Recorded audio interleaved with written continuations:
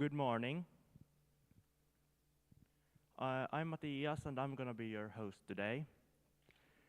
This is the last day of the conference and we're gonna have 11 presentations today. And we're also gonna have a little closing after lunch.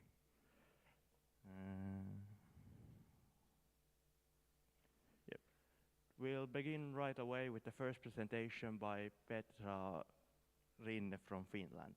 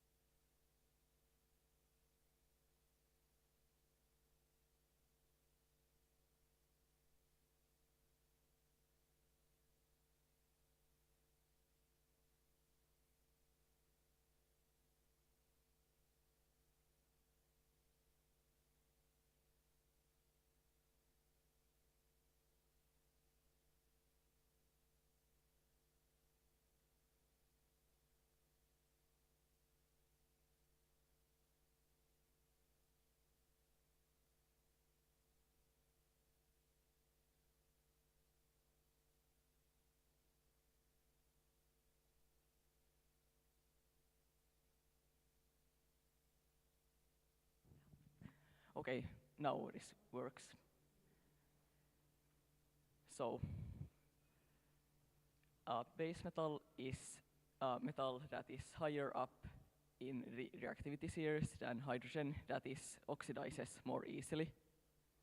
Acids are chemical substances that give away hydrogen ions, and bases instead take hydrogen ions from the environment.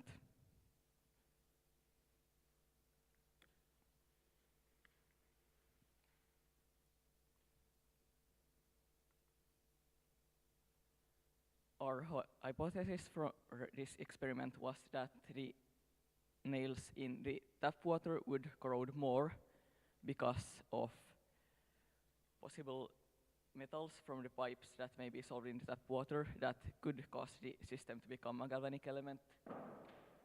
But we also guessed that the nails in the carbonated water would react more because of the carbonic acid in it, and as both zinc and iron are base metals, they would react with the acid.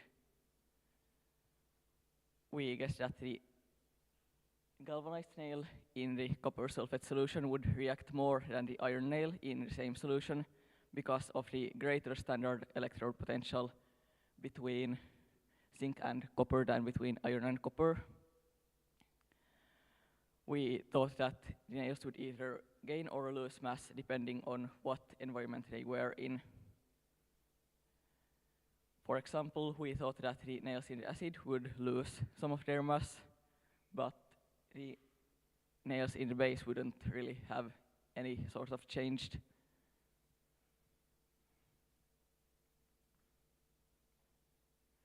Our equipment for this experiment consisted of 9 nails, one of each nail, 9 of the iron nails and 9 galvanized nails, and one of each kind were to be used as control nails to compare with after the experiment. The rest of the nails we put in these different solutions. Here are the iron nails without zinc in the beginning of the experiment. Nothing has really begun to happen. In order, the test tubes contain Pepsi, ammonium solution, hydrochloric acid solution, zinc sulfate solution, copper sulfate solution, carbonated water, tap water, and distilled water.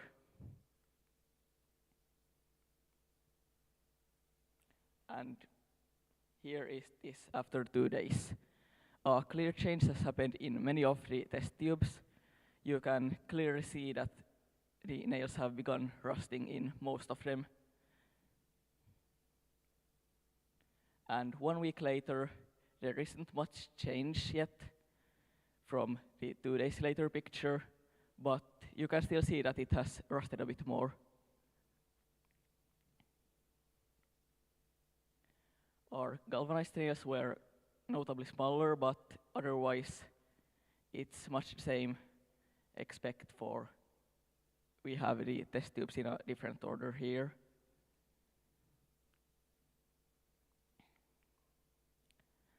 After 2 days, things had begun happening in the solutions containing metal ions.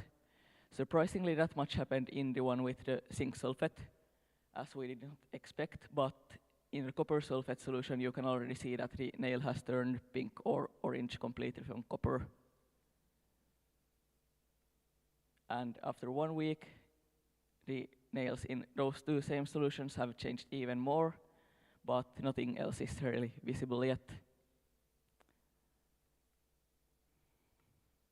And now for our results. Here are all of the nails after the experiment. The nails in the ammonium solution didn't really change at all, which is why we don't have the control nails in this picture. So the one with NH3 above them can sort of serve as control nails in this picture. All of the iron nails that were in the water all rusted clearly, while the zinc nails, the galvanized nails, they were made of iron but with zinc on top of them, didn't really react so much in the tap water, but a little bit of white is visible in it. In the distilled water and carbonated water, nothing really happened to those. Both of the nails in the copper sulfate solution clearly reacted. You can see the result of copper on those nails. And as we guessed, these systems turn into galvanic elements where the copper reduced onto the nails. Surprisingly, the zinc sulfate nails both have a kind of yellowish green layer on them. We don't really know why that is. And the nails in the acid, it's quite visible that the iron nail rusted and the galvanized iron nail also rusted.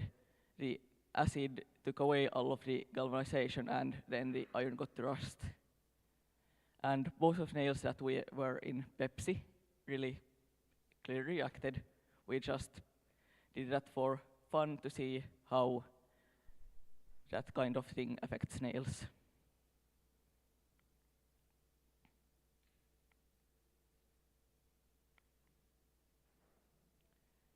Here we have the different changes of mass in the nails, but I will not be talking too much about it, so we can stay on schedule, and I will soon also explain why these results aren't so useful. I have a couple of chemical reactions here, but I don't think I'll explain too much of it, but these explain why certain nails had more mass after the experiment. So, what is the conclusion of all this? As the galvanized nails corroded visibly less, we could conclude that galvanization works effectively, especially if the nails are in an environment where they will come in contact with a lot of water. As the only nails that lost any of their mass were in the acid, our hypothesis turned out to be a little bit false on that point. There is very little difference in how the iron nails reacted to different types of water, but the galvanized nail did react more with the tap water, and this may be because of a greater amount of oxygen in the water that caused the zinc to corrode, but it may also be possibly because of some kind of metal from the pipes, as it was tap water. Acid caused the nails to lose mass. I have written these reactions below. The base did not, as they didn't have these hydrogen ions that would reduce and make hydrogen gas. And now I will explain what I would do better if I did this experiment again. As the nails were of very different sizes, the results of the change of mass in nails aren't very comparable between different types of nails. And as the nails may also have been slightly wet when weighed, we didn't leave them to dry for a long time. That may have impacted how accurate the second results of the nails of mass are. As most of our solutions had really different concentrations, that may affect that our experiment doesn't give a very accurate view of how much these different solutions affect the nails. And the amount of copper sulfate in the solution with the iron nail, and maybe some different things as well, turned out to be a limiting factor for the experiment, for the reaction I mean. So, because there wasn't enough copper sulfate in the solution with the iron nail, it stopped where it stopped, but if there had been more of it, maybe the nail could have reacted even more. And there are possible impurities in the test tubes that may also have affected the results. And the system was in contact with air, as the test tubes were not closed off. Thank you for your attention.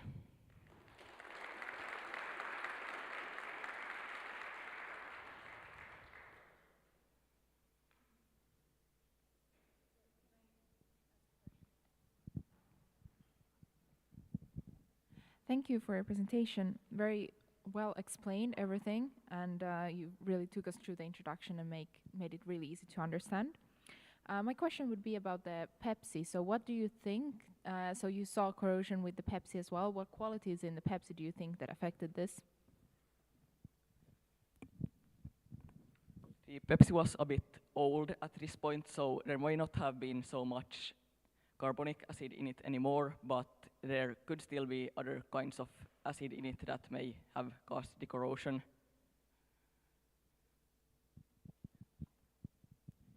Yeah, thank you for the presentation. Really nice slides, really well presented, and thank you also for explaining all of the concepts and the meanings of the terms. I think that's really important when you're speaking to people where they might not be an expert in your field.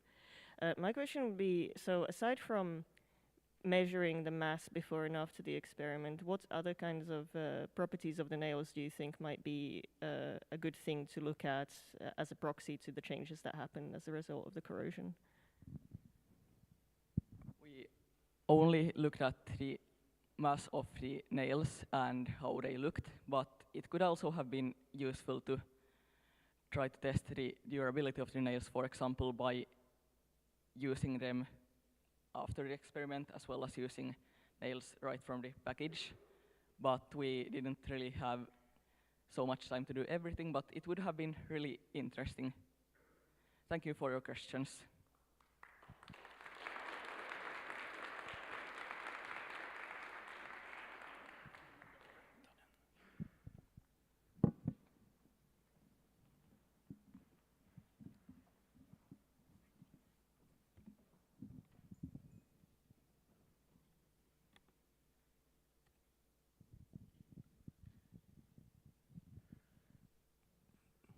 Next up, we have Helena Tsankei from Estonia.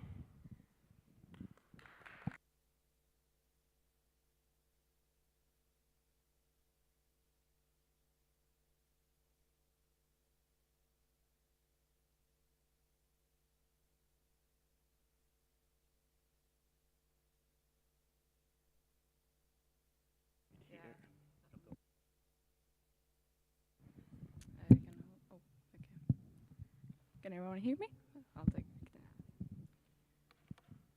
All right. Good morning, everyone. I hope everyone enjoyed Eurovision last night.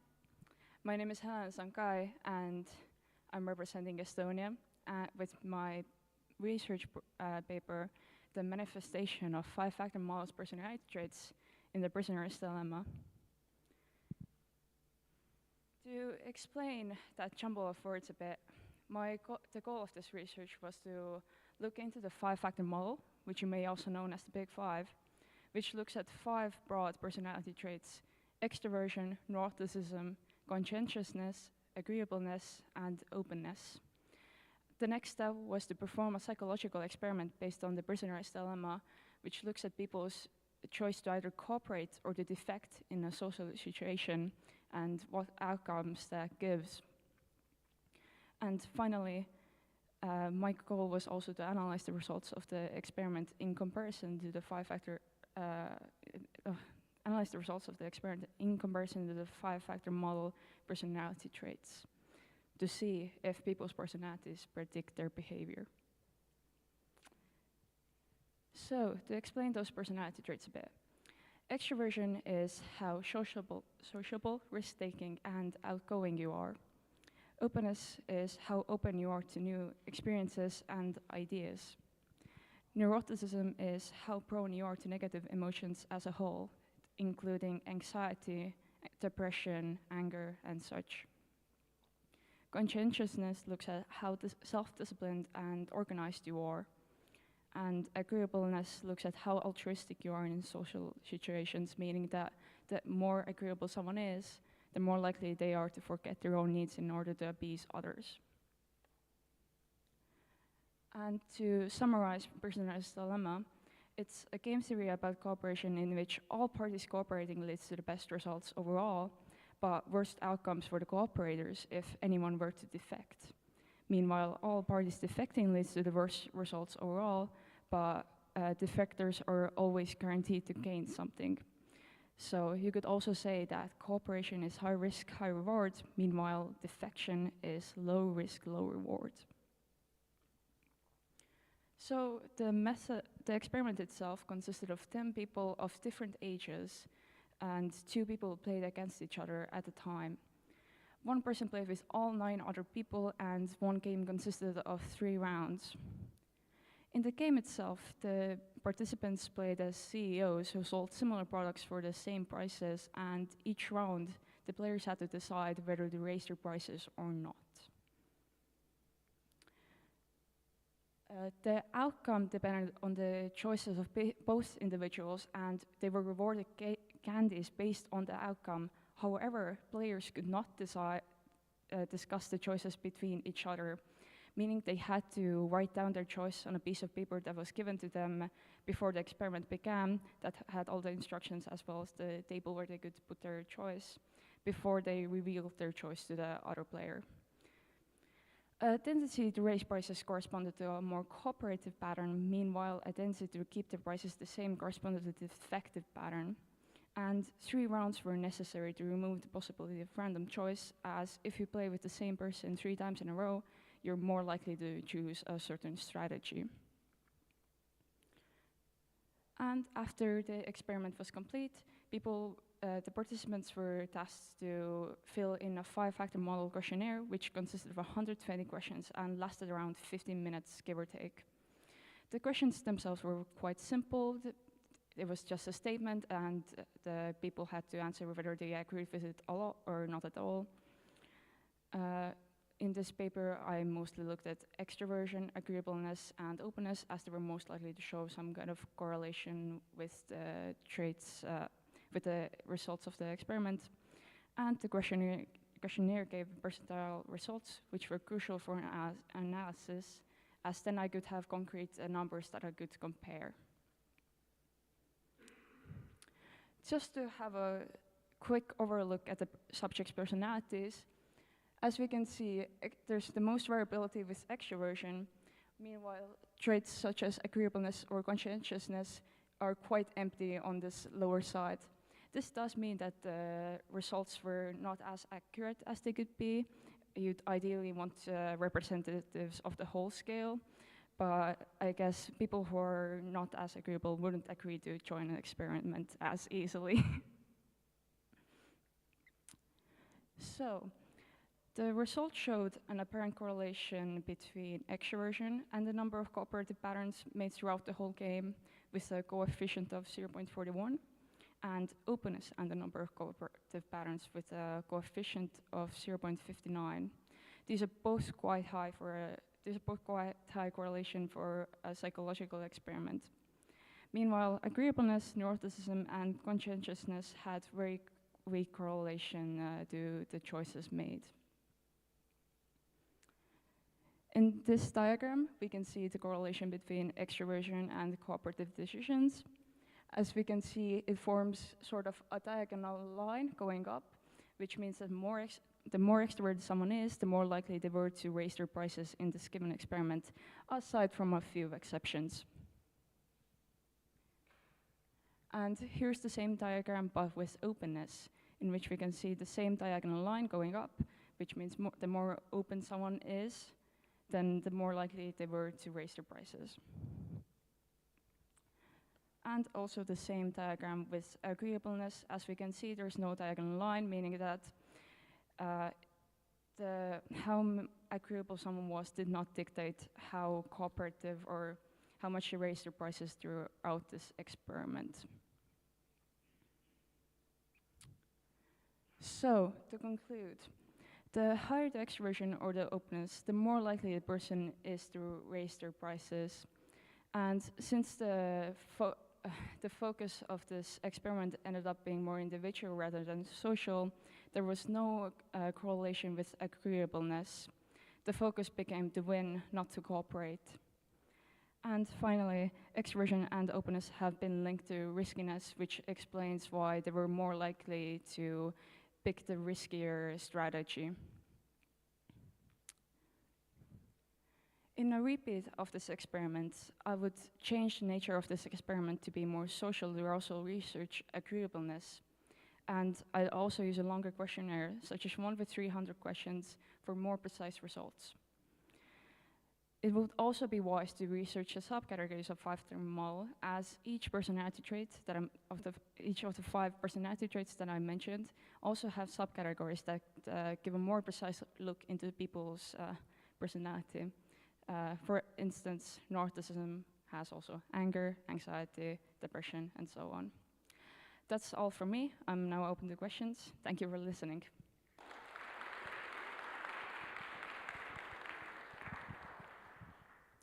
Thank you.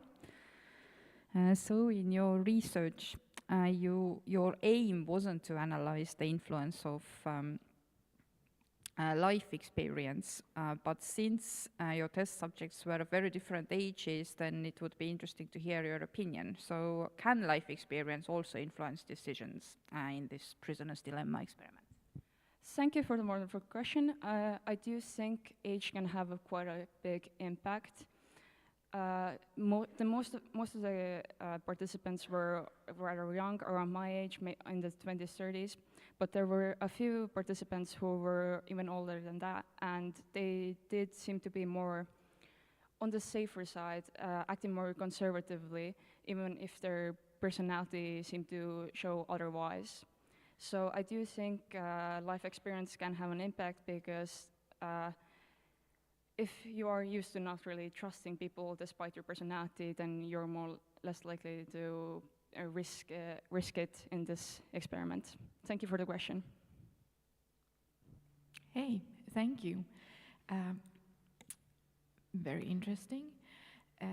I have a comment in a similar line. This is my inner sociologist talking, which is, I wonder how social class affects this, since it is an economic experiment to a certain degree. So maybe in the future you would like to do a similar thing where you rule out economic class if you manage to, for example, only use this subject that identify similarly, for example. But then my question is, how does your research align with earlier research into how personality affects this? Well, I did mostly focus on five-factor model and personality dilemma. As far as I could see, I did not really find specific experiments showing that five-factor model somehow predicts people's behavior. The most I could find is that it's used quite a lot in like school and career to help people make choices like where should I go. If, for instance, if someone is more extrovert, maybe they should work as someone who works with people a lot. And with prisoner's dilemma, it's used quite a lot in economics, for instance, because it is a very similar example is Pepsi and Coca-Cola, in which very similar product, very similar price, and that's how they compete, or well, cooperate even. I hope that answered your question. Thank you. Hey, thank you for your presentation. It was really interesting and really well presented. Nice structure, like really well done on being super clear and yeah.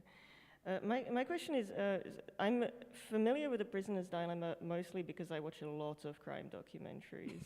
And it comes up fairly often in that context. Obviously, like a bunch of people are being interrogated separately, but they have all kind of committed the crime. And so thinking about this, that your experiment focused on gain for the individual in terms of like gaining material. So I wonder whether you think, or can you speculate on, in a kind of higher stakes environment, do you think that people's behavior would be different? And also, do you think people's behavior would be different when it's less about gaining something and more about damage control, like to their like reducing consequences to themselves? Yes, actually, that was something I thought about. It was quite hard to set up like a very like person-like situation at school, so I couldn't really do that as much as I wanted to. So I did switch it to more like gain-based. However, I have thought that if it is more about losing or like having other people lose, I thought maybe that is what would look more into agreeableness, as it's more tire and there's a risk of someone else getting hurt. I cannot really imagine how I do that. There's definitely some ways to do it, but there is, I don't know, something about me. There's a fear of somehow it going unethical. Yeah, I was going to say that you would have to really get this passed through ethics. Yeah, definitely. And probably this day and age it wouldn't work as much. But yeah, thank you so much for your presentation. Well done.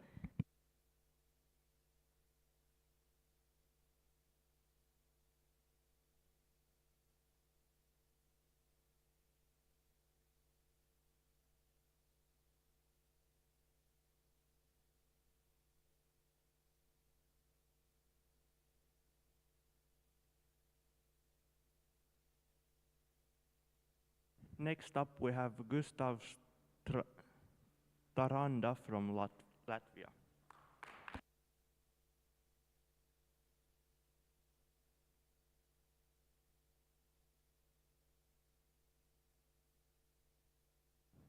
Hello, hello. Hello, everyone. Good to see you all at once. Today, I'm gonna tell you about my scientific research work. I am from Jurmal State Gymnasium, and yeah, let's start. The name of my work is promotion of quality communication, mental and physical health of teenagers with the help of an interactive application. Yeah, so me, myself, being a teenager, a young man, I experience miscommunication and lack of communication skills on a regular basis. And I think that one of the main problems could be the 21st century's social networks and media. Yeah, so the objective of the paper was to find out the positive and negative effects of mobile applications on the communication abilities of teenagers, as well as to understand more deeply the risk factors of these applications for the mental and physical health of teenagers. Yeah, the research tasks were to study the peculiarities of physical and mental development of teenagers, as well as to study the impact of social networks on people in general, regardless of their age and occupation, and to analyze the obtained data, which would become the basis for creation of an interactive communication and physical activity promoting app concept.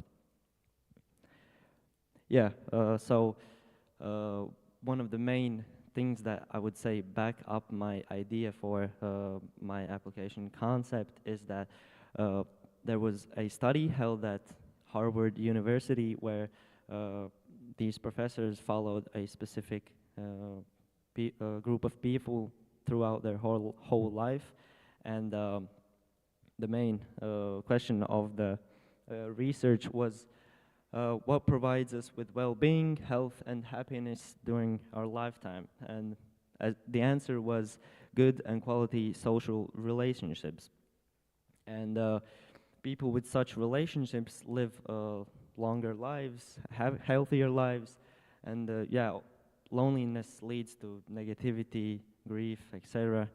And it actually affects and reduces memory ability, which shortens lifespan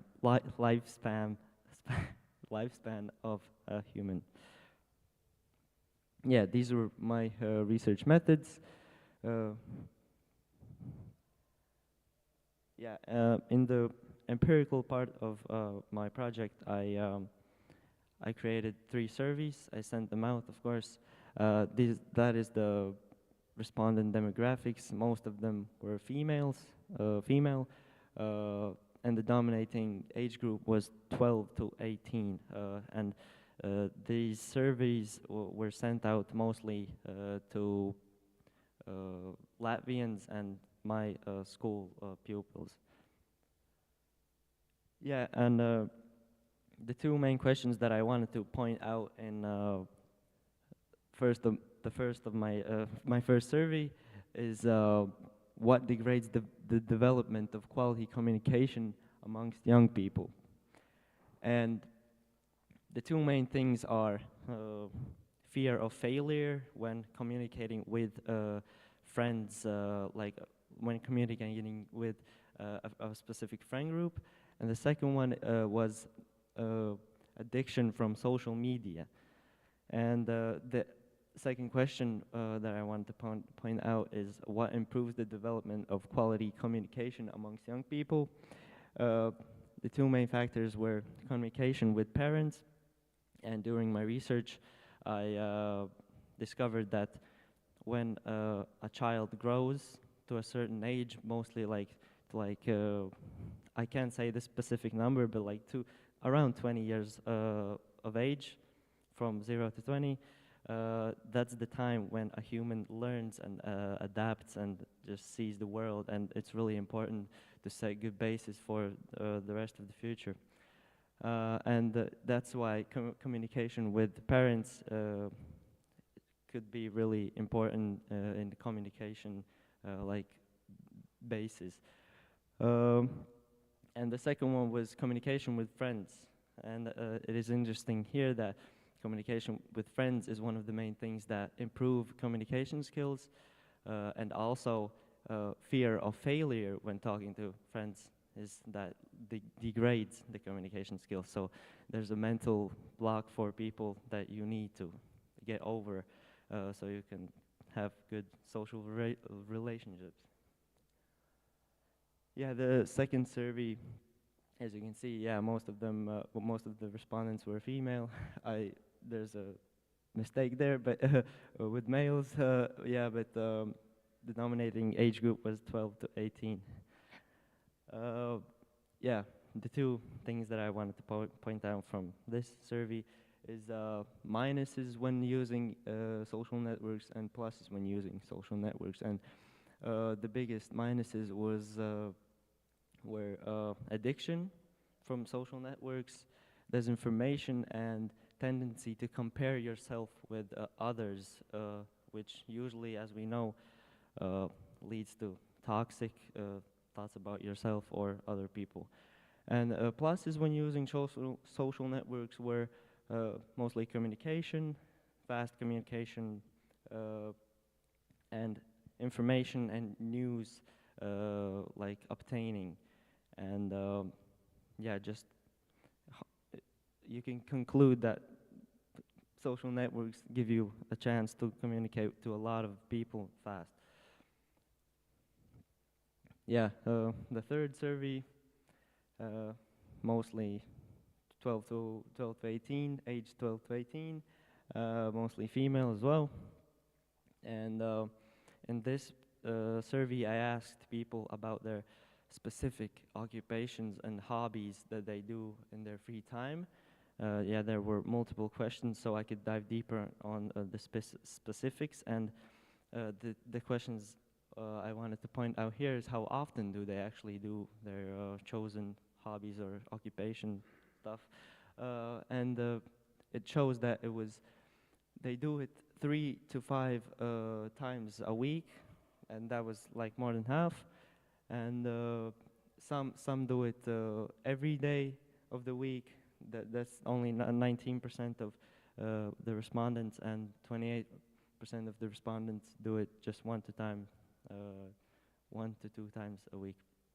And this question would like support my application concept, and I asked if they would use an interactive application where you could find people of your like interest, and most of them said that it was if it was possible they would be interested to check it out and see if it's actually good or not.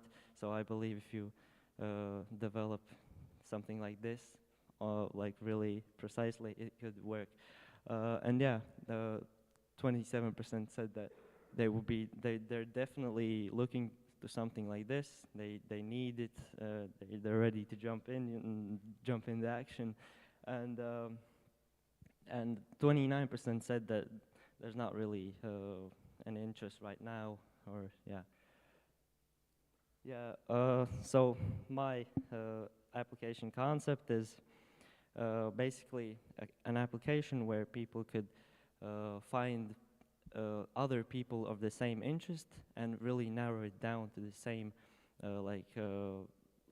hobbies and occupation that they would like to participate in with other people. So it's basically a application that helps you connect with people but pushes you to go out, maybe do sports, arts, read together, travel. It's mostly, yeah, you have to see the person face to face.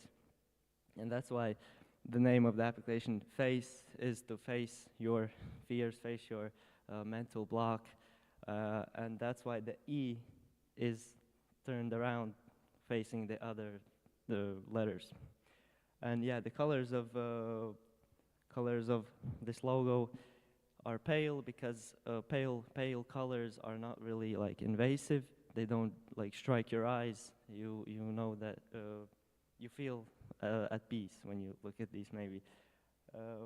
Yeah, this is the application architecture, just a preview of it, where there will be a main page, and you could dive deeper into themed groups and find your specific like niched occupation that you want to do.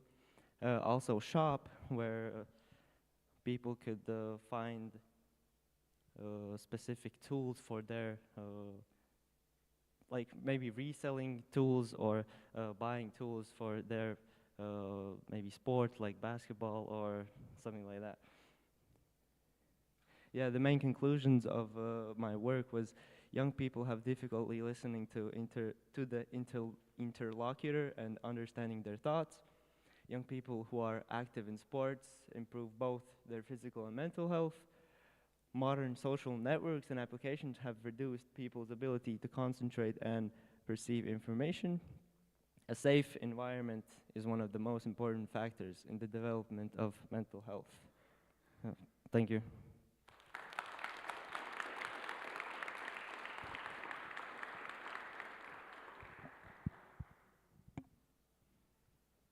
Yes, thank you very much. You had a very well thought out presentation and project. It was the way you presented it was very mature and professional, very easy to follow. So thank you for that. My question is about the fact that you had kind of grouped all the teenagers into one, so 12 to 18 years. Do you think that kind of earlier teen years and later teen years, if you would have divided those, do you think this would have affected your results of this survey?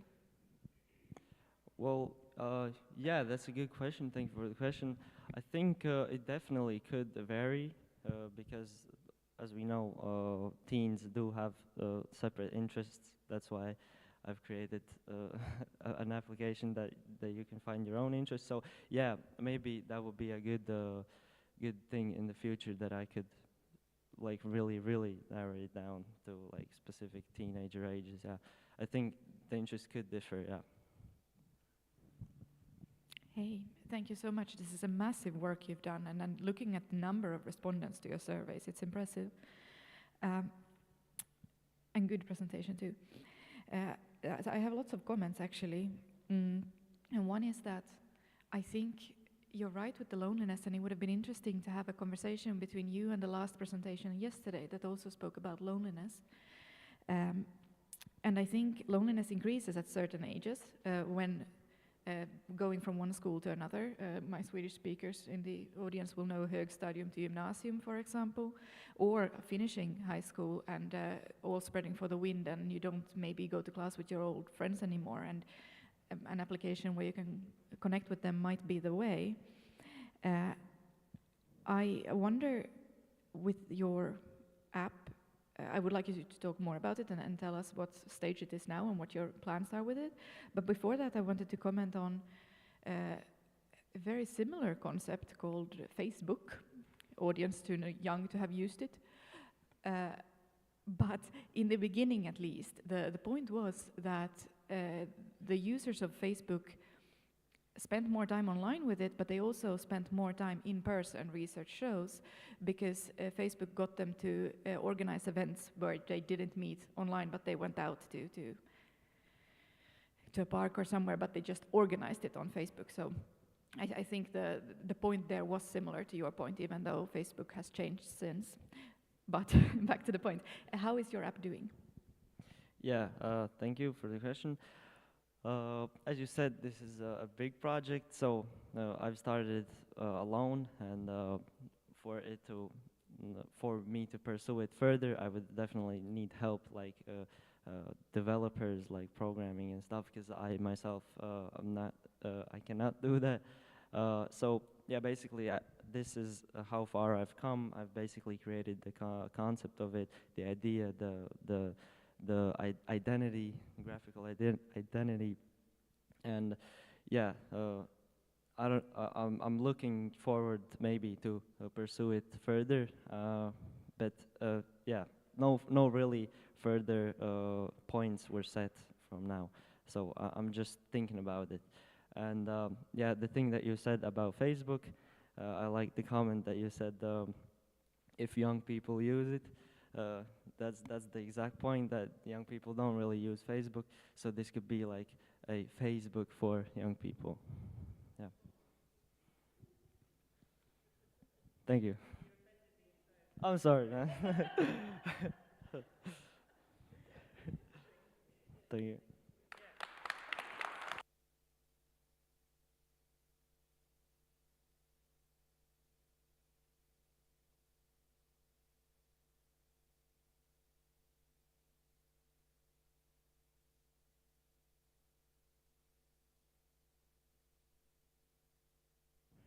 Next up, we have Alfred Bynander and Refat Alras from Sweden.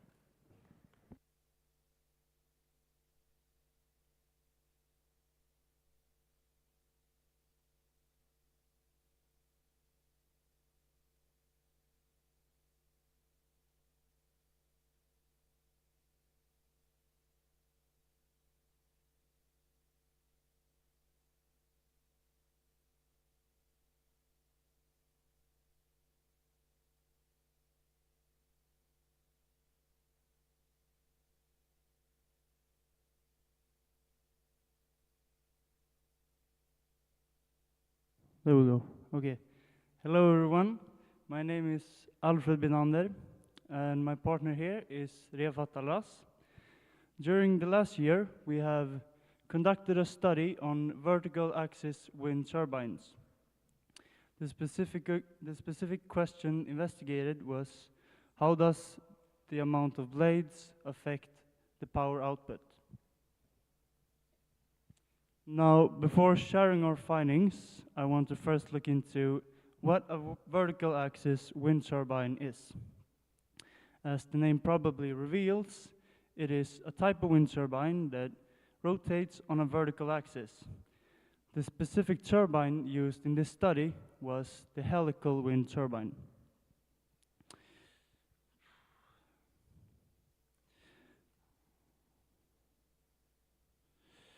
Now, what makes vertical axis wind turbines stand out from other types is that they can catch the wind from all directions and do so silently.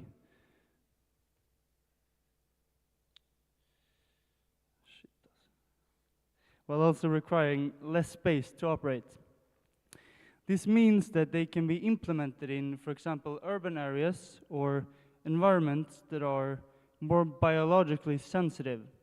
This potential makes many regard them as the next big step in wind energy. Now, how do they operate? Wind turbines in general and vertical axis wind turbines uses wind to create a rotational movement. This rotation is then converted into electricity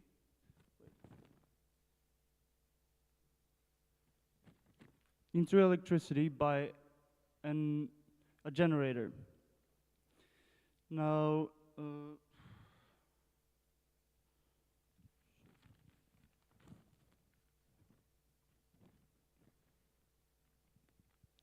they also consist of a rotor on which blades, or as you also could call them, airfoils, are connected. Airfoils are very important because they are what allows the turbines to spin.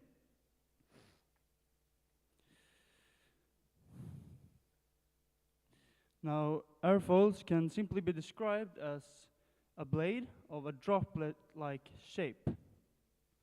They are specifically designed to optimize the so-called lift-to-drag ratios. Lift and drag are the two forces, as you can see on the bottom picture, that arise when an airfoil is hit with wind. Now, lift is the desirable one as it stands for the rotation of the turbine. Moving on, let's hop on to our method. The exact question we wanted to investigate was what number of blades on a vertical axis wind turbine, 3, 4, or 5,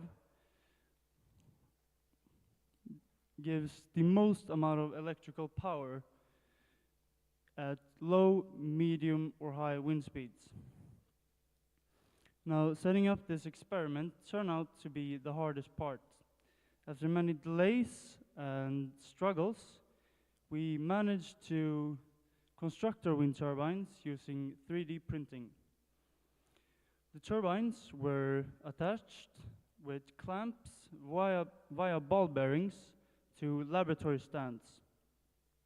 They were then connected to a DC motor functioning as our generator.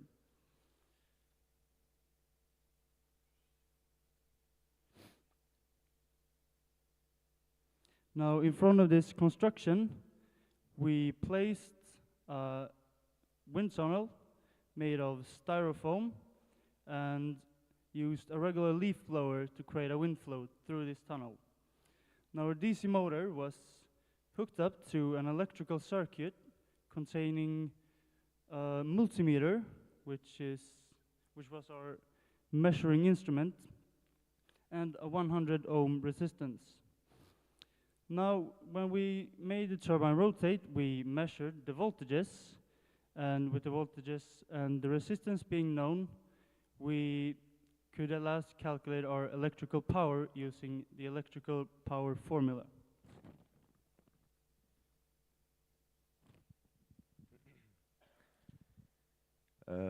These were our results. You can see 3 graphs, each representing a vertical axis wind turbine with 3, 4, and 5 blades. As you can see, at low wind speeds, all turbines produced relatively similar values. And as the wind speed increases, so does the gap between the different turbines. It appears that higher wind speeds benefit the turbines with less blades.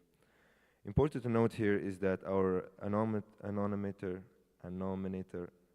broke before the wind speed of the leaf blower could be measured.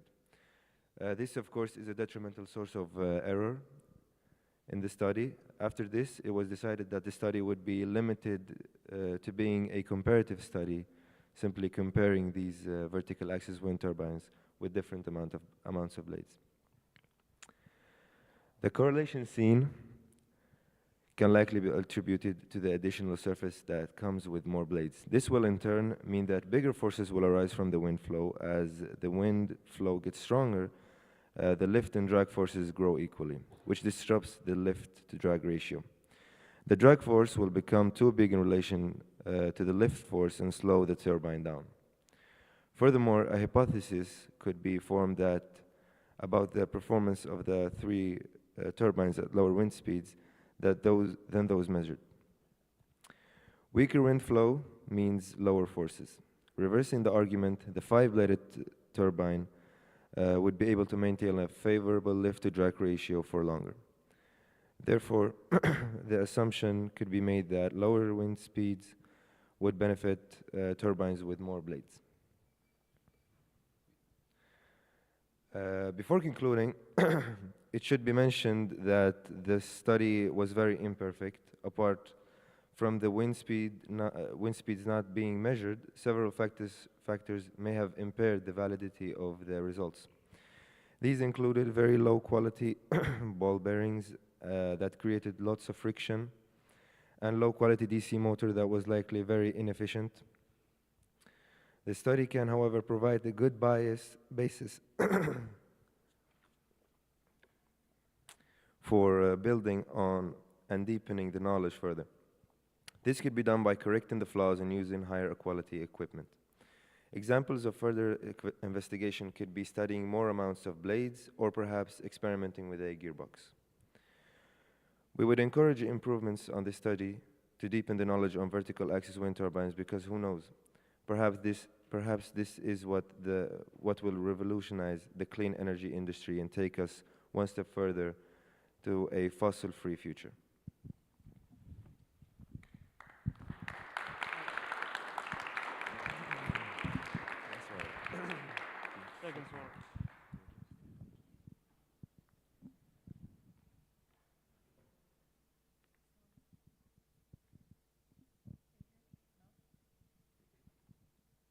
Okay, no.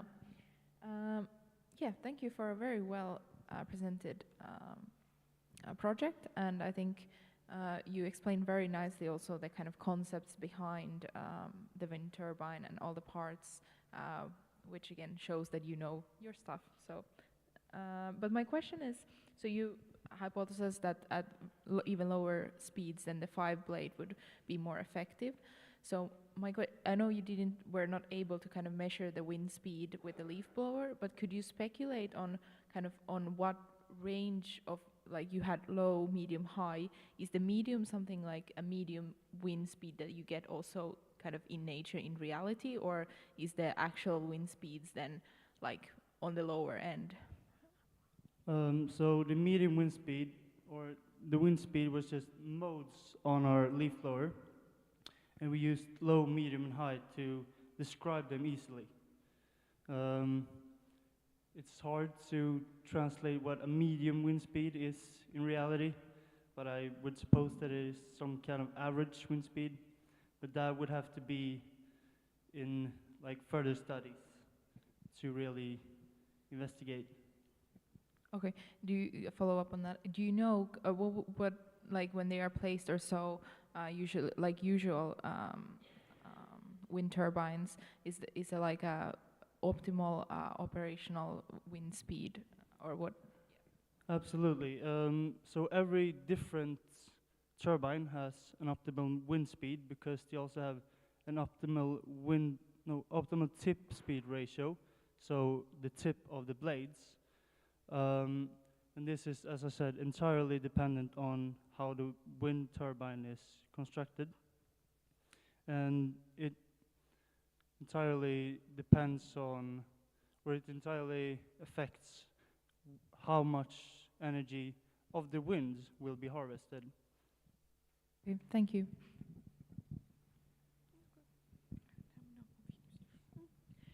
Hey, thank you.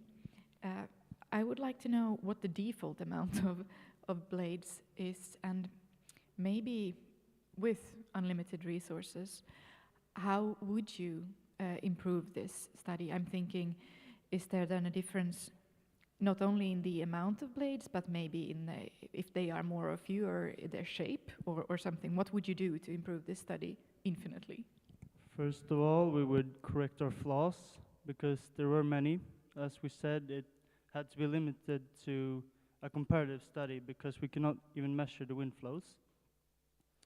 But sure, we could try different types of blades, different designs. As I said, this was helical wind turbines, which is, you could, to illustrate, it looks like a DNA molecule, kind of. But you could try other designs as well, I guess. Hey, well done on your presentation. I just have no question, just one comment. You seem quite disappointed that things went super wrong in your experiments and things broke down, but don't be. Really, any research that you ever do, at whatever level you do it, you will start with this brilliant idea, and as soon as you start doing it, it will change. And I think at least the three of us here who are doing PhDs all started with a different project probably than we are ending up with. It's completely normal, and I think it's wonderful the way that you face these problems, and it's okay, didn't measure the wind speed, but there are these settings on the leaf blower, so we use that. So really well done on that kind of adaptation. That's a really good skill to take for the future. Don't feel bad about it. This is what science is all about, and you did a great job. Thank you.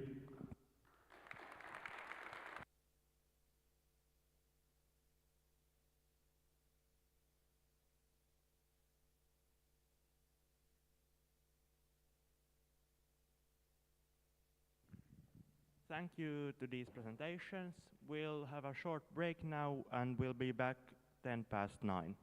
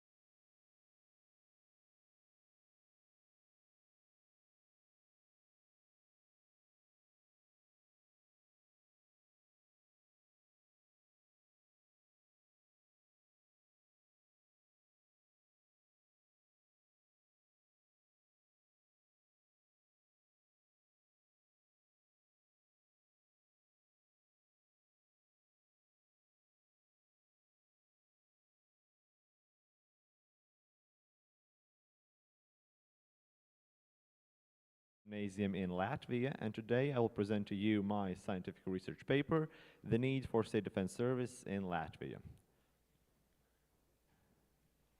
So, to begin with, what even is the State Defense Service?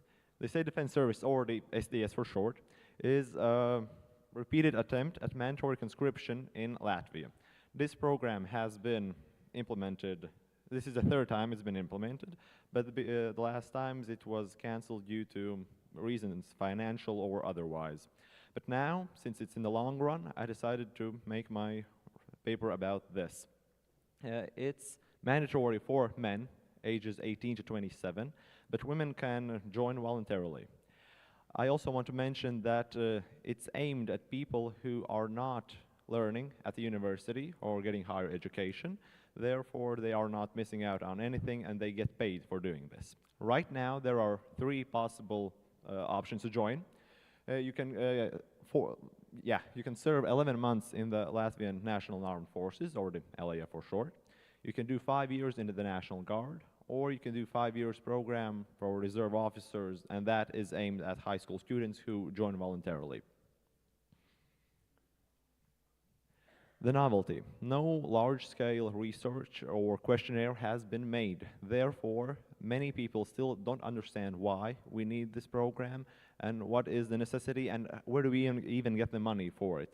And therefore, they think this is a waste of resources, and that's why that is the main reason why I wanted to make this job, because I myself had many questions when they announced it. And this also involves me because I am they can conscript me in the draw. So, the aim of the paper is to find out why the SDS is necessary and how it is feasible in the Republic of Latvia. In the theoretical part, I looked at the history of Latvian National Armed Forces and the volunteers in them. I also looked at the change of Russian foreign policy after Vladimir Putin came to power, and the threat to Latvia after the annexation of Crimea and the full-scale war in Ukraine. And I do want to point out that the second point, it involves us all. Every Russian neighbor has to look at this very seriously because they're a very hungry neighbor, and that's why I think this program is needed very much. Yeah, but in the third point, I looked at the capacity of the LAF in the context of the new challenges, and I also looked at different opinions of politicians and military personnel on the implementation of the SDS. In the empirical part, I conducted 4 interviews with 2 politicians. One of them was active during the time of the Third National Awakening, so the 90s when we regained our independence, and one was the former Minister of Foreign Affairs and Defense, Artis Pabriks, and that was the man who was the first one to again introduce this program to us and the parliament. I also interviewed a captain in the LAF, Raimons Bulls, and our former ambassador to NATO, Edgars Skuja. So there is this wide spectrum of professionals in the field. Also, I did a questionnaire. I conducted a survey, surveyed more than 110 people, because I wanted to see what they think and what is their reasoning and behind the SDS and what they think about it and why. And here are a few diagrams I wanted to show you. There were a lot, but these are the main ones. So, to the question, how do you assess the security situation in Europe and in Latvia, both separate questions, we can see that the level of security is higher in Europe overall than in Latvia by itself. Also, it is important to show that most people, 108 out of 110, think that if a conflict rises, Latvia won't be able to defend itself without the help of NATO. That's why the SDS is necessary, because we need to at least be able to hold the line till the reinforcements come. Perfect case scenario, we beat them out themselves, but we know we are too small for that. And that is the main reason behind the SDS, because the Latvian National Armed Forces, they are not weak, they're just so small. That's why these professionals go and train these young people, so they also have the skills to protect their homeland. Also, most people did agree that Latvia needs the SDS, although most said the conscription should not be mandatory for women and men alike. And the last one is most people, so 104 out of 110, think that the skills you gain in this program, you can use them outside of the military, sector in everyday life, like surviving in the woods, shooting, and medical skills. There's plenty of stuff. And the conclusions, well, the need and necessity, and the feasibility of the STS was understood, proved, and justified because of the complex geopolitical situation and the small capacity of the LAF. Latvia needs the State Defense Service, but the previous experience and the budget of the LAF allows the SDS to be fully feasible. Thank you.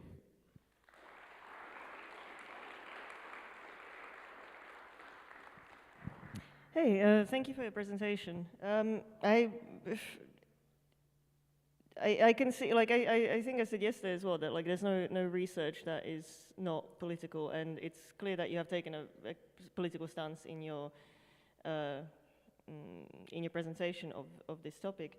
And I'm not criticizing that. I think that's actually, it's good to be clear about where you as a researcher are standing. Maybe you can also foreground that when you start presenting, rather than it just being clear from how you are presenting the research itself. I have many questions. One of them is your choice of respondents, both in terms of the people you interviewed, and I'm curious about how you chose the survey respondents. How do you think that has impacted on your results? Because if you interview people who have a vested interest in having national defense, whether it is because they have a position with NATO, and obviously NATO wants all countries to have strong enough armed forces, or if they are actively involved in the military, they probably would want there to be something like this. It increases funding to them, it increases their own interests. So how do you think that impacted, and how were your respondents chosen, is my first question. And my second question, on a more human level, is,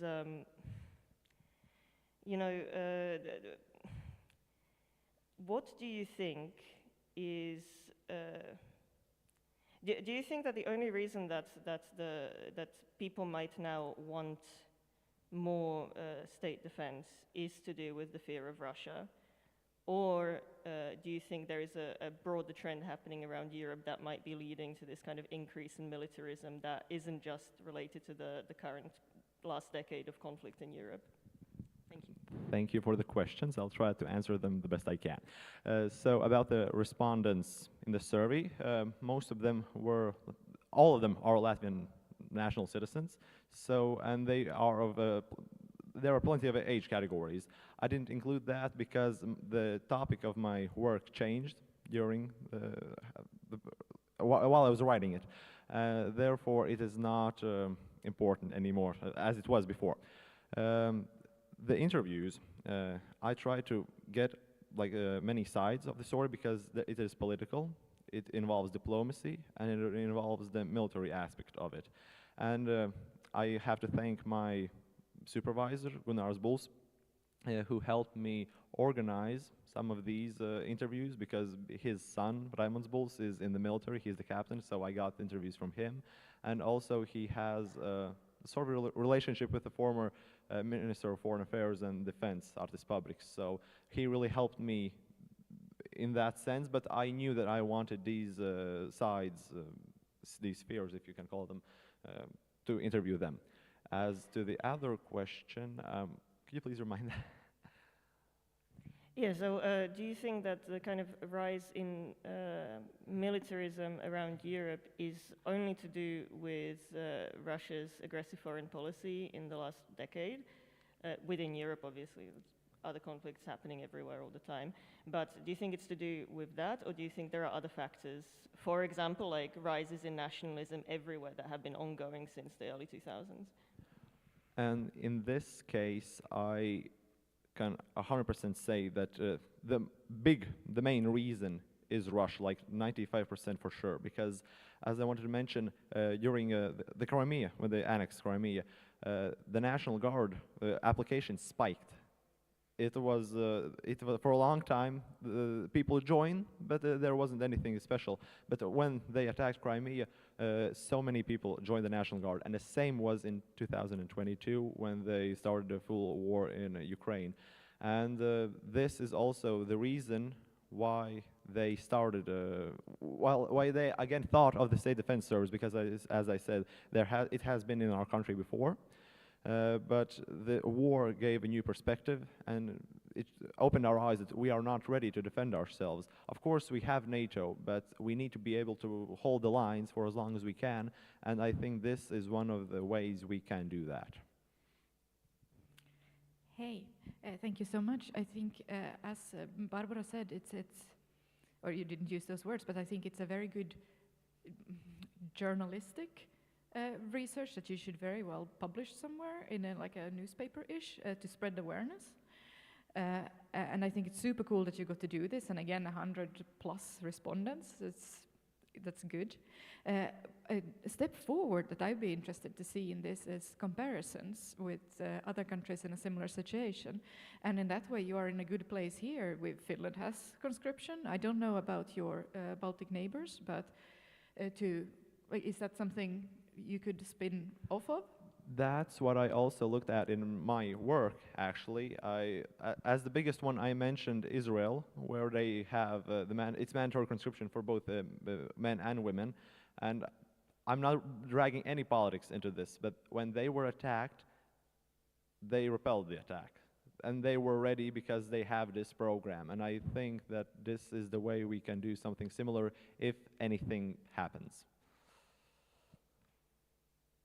Thank you.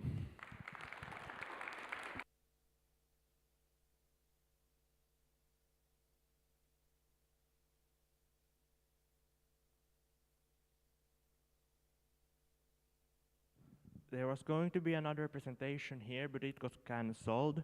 So we're going to go straight to Alexander Rudolphy from Sweden.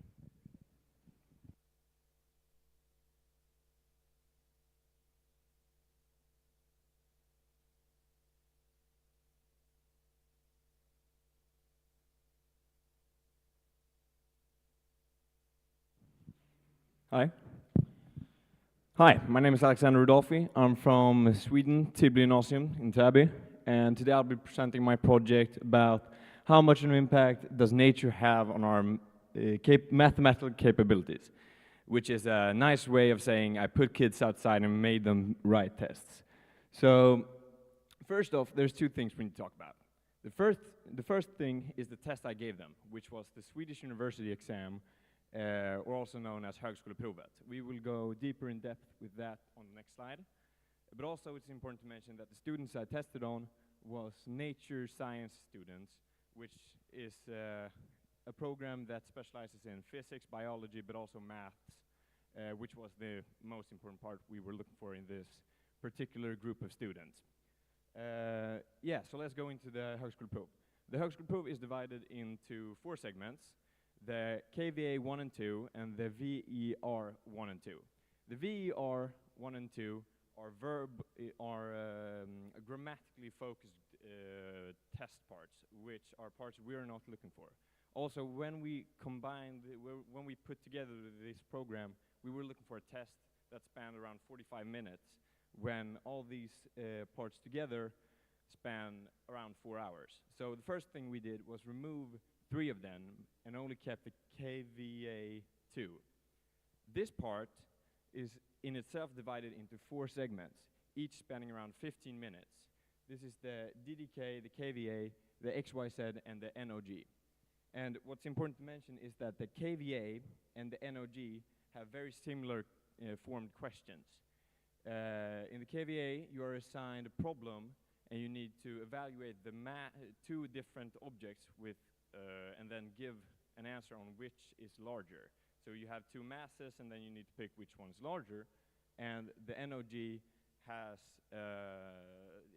we will provide you with a different amount of information, and you need to provide an answer if the problem is being able to be solved with the information given. So because we didn't want the runtime to be over an hour, and also because we weren't looking for redundant questions, we removed the NOG and only kept the KVA, the DDK, and the XYZ. The XYZ part of the test handles normal equations and basic math questions. The KVA we just went over, and the DTK only has graphs or maps that you need to extract information from. So now that we have that, we need to talk about grading. Grading was the part that stumped me the most. So if we look at these charts, we can see that the average score, which ranges from 0.0 to 2.0, we can see that the average score was around 0.9 on both tests. These were the tests that were given to the students, and they were from 2013 and 2016. Now, let's look at the average score and see what's the difference here. So if you wanted an average score on the 2016 test, you had to score 44 to 46 questions correct, while in 2013 you only need 34 to 36 correct. This meant that the questions 2013 was a bit harder, and the grading was changed to show that and make it equally hard to get the same result on both tests. That meant that when we removed questions from the test we were giving to the students, we also had to change the grading. So the solution I came up with was changing this into a percentage. Now, this wouldn't give the exact grade that the students would get if this test was conducted on a larger scale, but it would give us the ballpark on what the students would have been given. So we can then again look at the average score and see that the percentage shifts a pretty large amount. Over here it's 57.5, and over here it's 42.5. So that meant that if you wanted the same grade, you had to get more questions correct. So then when we conducted the test, now I forgot to remove these, so it kind of spoils the answer, but let's just put these out there. When we conducted the test the first time, we just looked at the amount of correct answers. And as we can see, the average outside the test had an average of 19.7, which is higher than the indoor average. But then when we graded these according to the graphs I showed earlier with the percentage, we see that the outside average is way below the inside average with around 0.3 difference. This made us think that the test outside had performed much worse, even though they scored more correct points. So we came up with some error sources that could have led us to this conclusion. The amount of distractions was much higher. It was right next to a highway and the train station, so trains and cars were passing by a lot. We also conducted this in the yard of the school, because we just wanted to see if the air and the colder weather had any effect. But this also led to the fact that students were walking by, looking at us, and probably making the students writing the test feel a lot worse while they were doing it. It's also important to take into account the stress of the students. We conducted the inside test right before break, I think it was winter break, and then when we came back, we had a lot of tests, and then we conducted the outside test. So that's probably not the ideal way to do it. And lastly, it's probably the energy levels. As I said, we conducted the first one right before a break, so we had school run out around 1 p.m., while the other one we had on a Friday, and we could only place it at, 4 p.m. So it's also a factor that could have played in a lot. So to summarize everything, the results of the inside test was better, and the outside test performed a lot worse, and it's probably because of these causes. Yeah, overall, pretty simple study. Thank you for your time.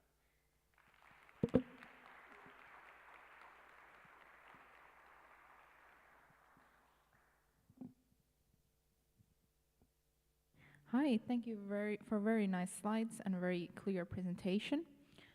My question is about the fact that you for the outside tests, the students just came from the inside school and to the outside to take the test, or did you have like a period of time when they were outside or in nature before taking the test as well? No, the test was just conducted outside, so we just came from, as soon as school went out, we just went outside, set up a bunch of desks, and then made them write the test.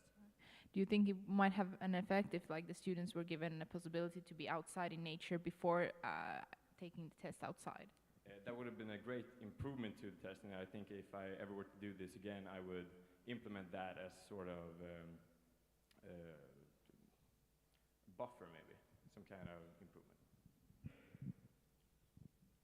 Hey, thank you. Thank you also for showing us the background work you did. A lot goes into research that we don't always know about, but you showed what you had to do to get a good way to grade your tests. I wonder, two things. One is, how much does it affect what you're used to? You always write your tests indoors, so you have a routine for it, versus what if you had a class that had for a year only written their tests outside always? Would that make a difference? In the Nordic countries, maybe it would be a little cold. And then I wonder, a slightly different study though, which is to do with mathematical, you wrote, capabilities. And is that best tested with performing a test or with learning? So what if you had maths lessons outside? What do you think of that? Well, you bring up some good points. I think that definitely if you were to write more tests outside, you would get used to the distractions. The sources of error I mentioned are large scale because we never really experience those when we write tests inside. You know, the cars, the trains, the other students walking by, that's probably a large part in why this result was so drastically compared to the other one. And also the cold you mentioned just for a bit was why we couldn't wait any longer, because it was getting colder and colder, and we just had to get the test done. So even though we wrote it just 2 weeks after the first test, it was around maybe 5 degrees outside. So that could also have played a pretty large significant factor in the result. And when we get to the learning part outside, I think that's a great point. No, maybe it isn't the test taking part, it's more about learning outside. And that's a totally valid point and something that deserves a study of its own. Thank you. I have a quick methodological question. So but to caveat it, I think it's really cool the amount of preparation work that you did. But why did you decide to use the results of the previous test to compare with your test subjects, rather than to just score them on the same kind of bell curve and compare the two tests, even if you were using the past tests? Sorry, could I get that again? So you used two past tests, the 2016-2013. Why did you compare the results of your test participants to the results that those guys got, rather than just use the results that your test participants got on a bell curve and then see how the bell curves compared? If you say got half the group to take the tests inside and half the group to take the tests outside, and just to see any difference. That's it. All right, well, that's a great point. But what we did was we placed the same students inside and outside, and we wanted to see if any of them had a change. You know, it was drastically improved when they were outside, or drastically performed worse. So that was really what we were going for, and that's why we decided to go for just that. But in other terms, we could have just done one test and then just compared it to the normal distribution chart. But it felt more fun this way.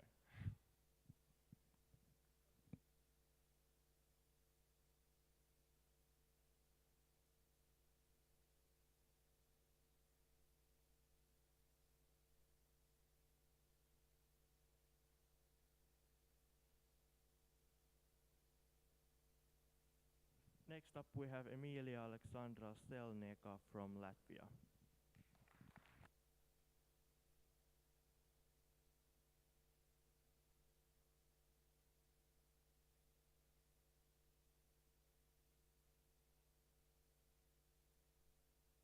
So, hello everyone.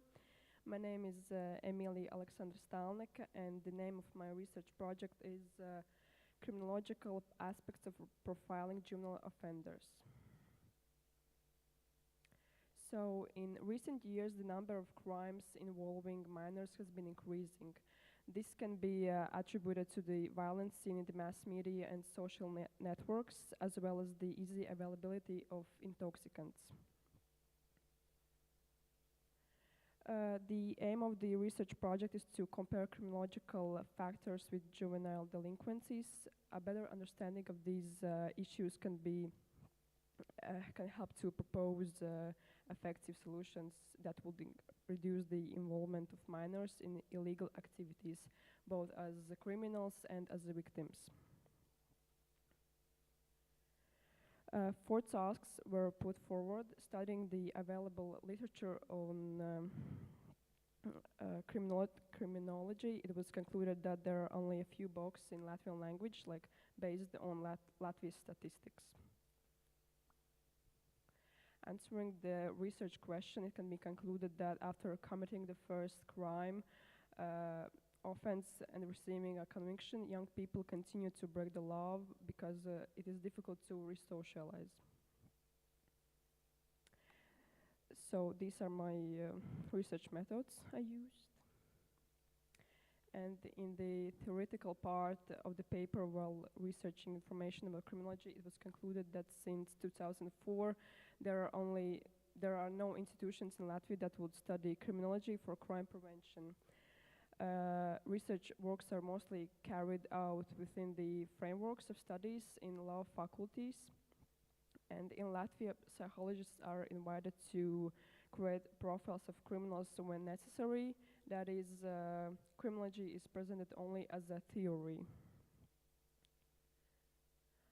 According to research data, victims know the abuser or even live with him. This is also reflected in Latvian statistics on the proportion of minor victims of rape and sexual violence for the year 2021 during the COVID-19 restrictions, when only 2 such crimes were registered. Namely, being together with abuser in the same household makes it impossible to report a violation, or it will be evidence for violation of the restrictive measures against COVID-19. This can explain also the rapid increase of the number of registered violations in 2022. The number of minor patients with psychiatric and behavioral disorders admitted to the registry is highly variable. Compared to the 2021, the number of registered patients in 2022 increased by 2 times. This can be justified by the difficulty of getting to specialists during the COVID-19 and not being able to provide the necessary treatment. The results of the European School Survey project on alcohol and other drugs prove the availability of intoxicating substances among young people. Overall, the results remind us of the need to step up efforts to educate young people about the risks they pose. And from the conclusions of the paper, the most important ones can be mentioned. For the most part, all activities are concentrated in city centers or are provided for an additional fee, which not all can afford. Going on the streets and searching for like-minded people, forming gangs and engaging in illegal activities. Juvenile criminals have an increased rate of reconvictions after reaching adulthood. If a person commits a crime and as a minor and is punished, there is higher risks of continuing to break the law in the future, becoming more violent and serious. It is important to pay more attention to primary and preschool children, children with special needs, and those who have experienced violence, as they are the least able to defend themselves. Thank you.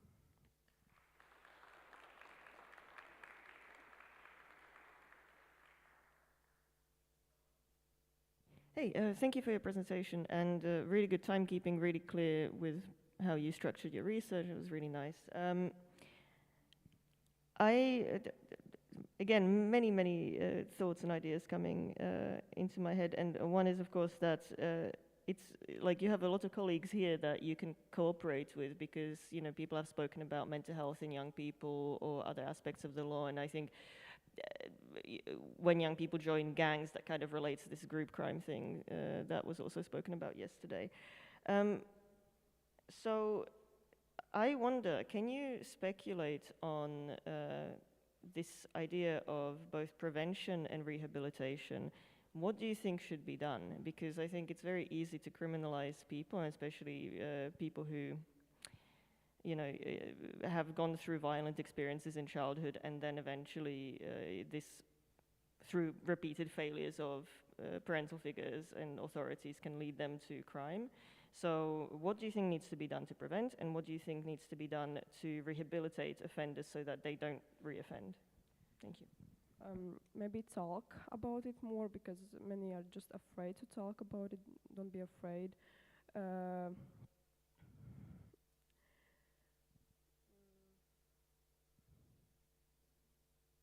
I don't know how to say it in English.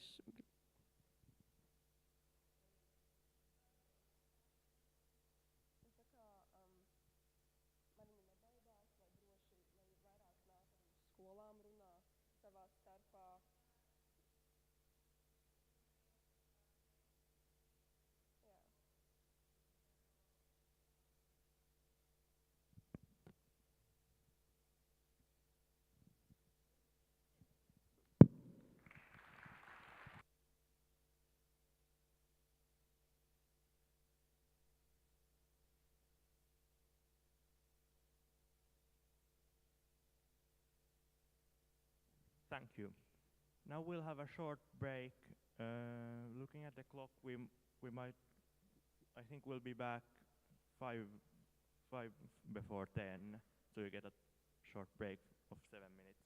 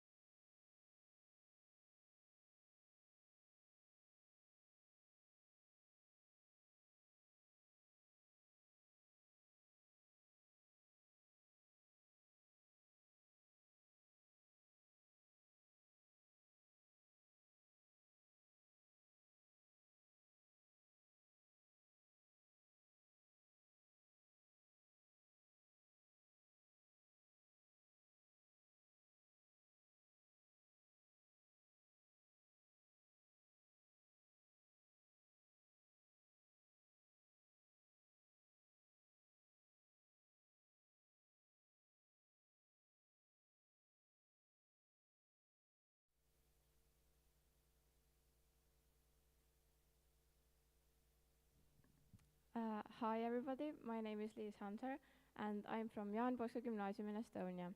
And I'm here to present my research paper to you on the topic effects of background music on high school students' ability to concentrate while doing assignments. And my supervisor was Lembi Loigu, who is also my English teacher and my mentor.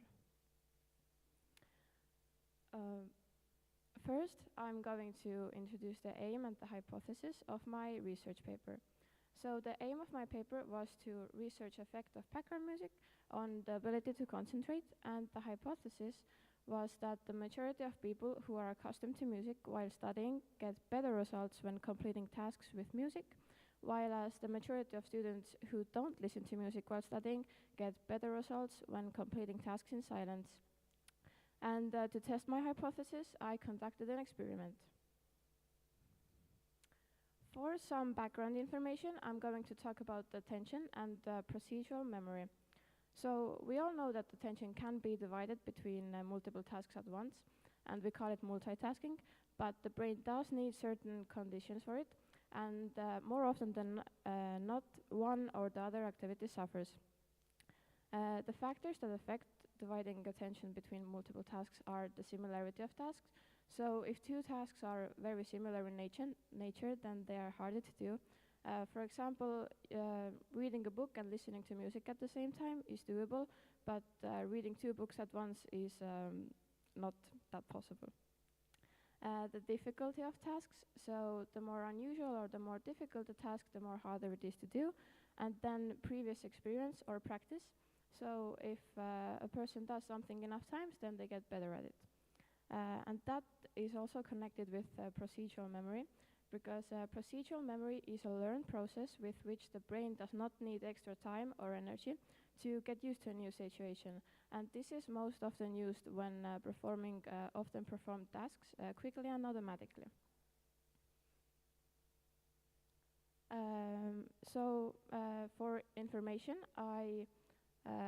For information about attention, concentration, and how music can affect concentration, I researched books and previous research papers written and also experiments conducted about this topic. And with the information I found, I was able to compose my hypothesis, which helped me analyze the results of my experiment, and it kind of gave me a really specific frame for where to analyze the results of my experiment from. So for the actual experiment, the way I found my group of test subjects is that I sent out a survey, and then from the people who answered, I put together my test group, and in the final group, there were 24 students. The actual experiment itself was conducted in two separate parts. So the first part was conducted in silence, so the students came in, sat at their desks, completed the 3 assignments, and then left the room, and it was all in silence. And then for the second part, the students came in, did the exact same 3 assignments, and then left the room, but this time there was also background music playing while they were doing the assignments. Now a little bit about the assignments. So for both parts of the experiment, the assignments were exactly the same. 2 of them were on computer and 1 of them was on paper. This is the one on paper, so there's a table of numbers and the students were asked to count how many times certain number combinations were repeated. These 2 are on the computer, so the one on top showed the students different words, and the students had to decide if they had already seen the word or if it was a new one. And the more words there are, the more mixed up they get. And the bottom one, the students were shown a sequence on this grid, and with each increasing level, the sequence got longer. After both parts of the experiment were conducted, I sent out the feedback questionnaire where people got to answer questions like if the music was disturbing or if they thought they performed better in silence or with music. Now to the actual results. So I analyzed my results from 2 different perspectives, and I made 2 separate graphs. So this graph is about the actual results of the test. And the way I compared the results is that each individual student gave me 6 different results because 3 different tasks from both parts of the experiment, and then I compared each student's individual results with from both experiments. This is the graph about the test scores, and basically it shows if the students did better with music. As we can see, for the people who never listen to music, over 50% of the results got worse. For the people who listen to music all the time, about 50% of the results improved, and for the people who listen to music occasionally, both the results that got better and the ones that got worse were exactly kind of divided in half, and the amount of results that stayed the same are kind of in the middle for each of these separate categories. This is the graph about the feedback questionnaire. So I asked the students if they found music disturbing and if they thought that it was easier in silence, and none of the people who listen to music all the time answered positively to these questions, while on the other hand, people who never listen to music, about 60% of them found music disturbing, and all of them thought that the tasks were easier done in silence. And I also asked them if they thought they performed better in silence. About 60% of the people who never listen to music thought that they performed better in silence, and a few of the students who listen to music all the time also thought that. Now to the conclusions. So my hypothesis was correct because, like it stated, the majority of students who are accustomed to music get better results when doing tasks with music, and the majority of students who are not accustomed to music get better results when doing tasks in silence. So this for me showed that music as a new distraction does disturb concentration, and for the students who are used to listening to music while studying, for them procedural memory is activated and the brain doesn't have to use extra energy or time to concentrate on the task ahead, but it automatically kind of pushes music to the background. And for the students who listen to music occasionally while studying, we're kind of in the middle of 2 extremes.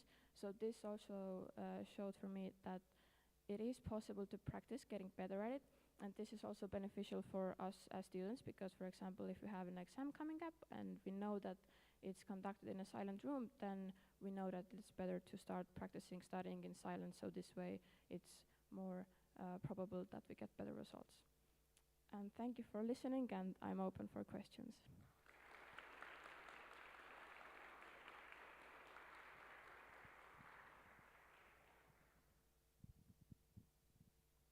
Thank you. So in your opinion, does the order of solving the tasks somehow affect the results? Because they could choose in your experiment.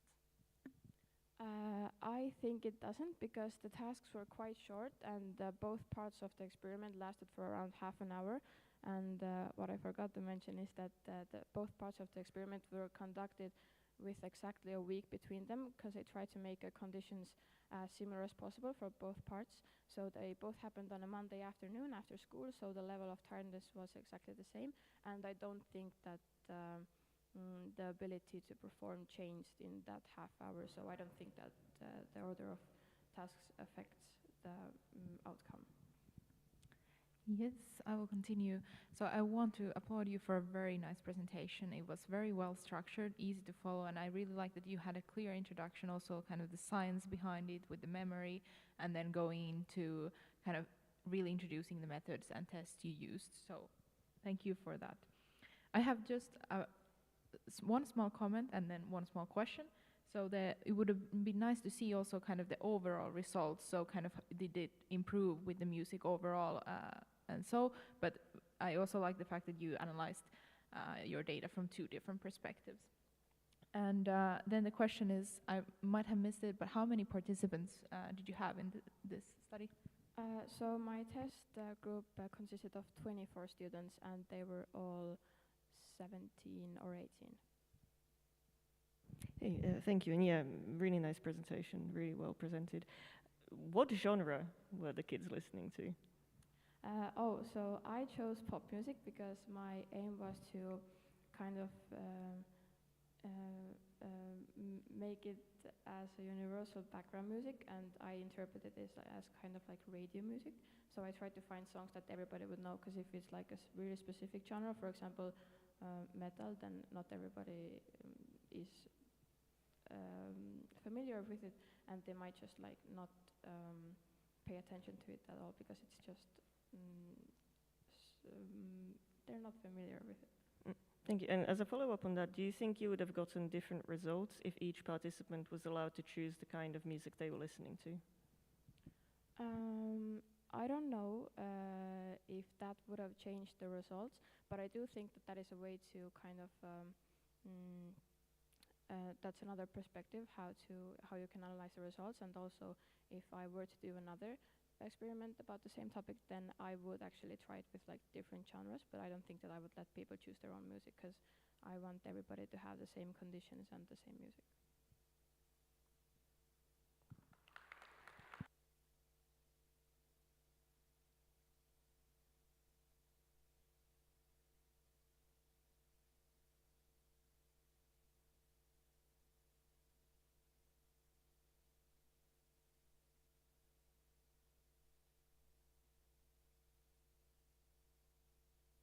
Next up, we have Katriina Puissa from Latvia.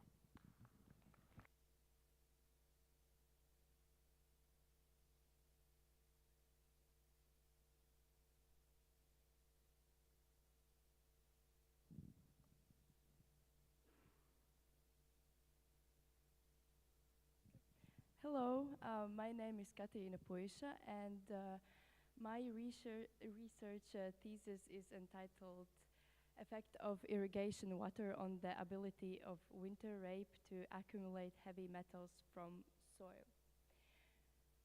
Soil and ground contamination in Latvia is found in former military and industrial sites and also landfills.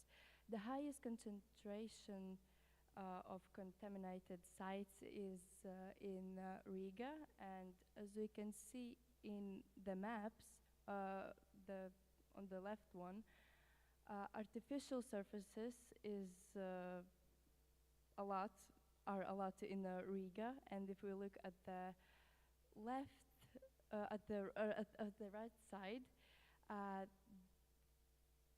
in territory of Riga, the land quality value is very low. So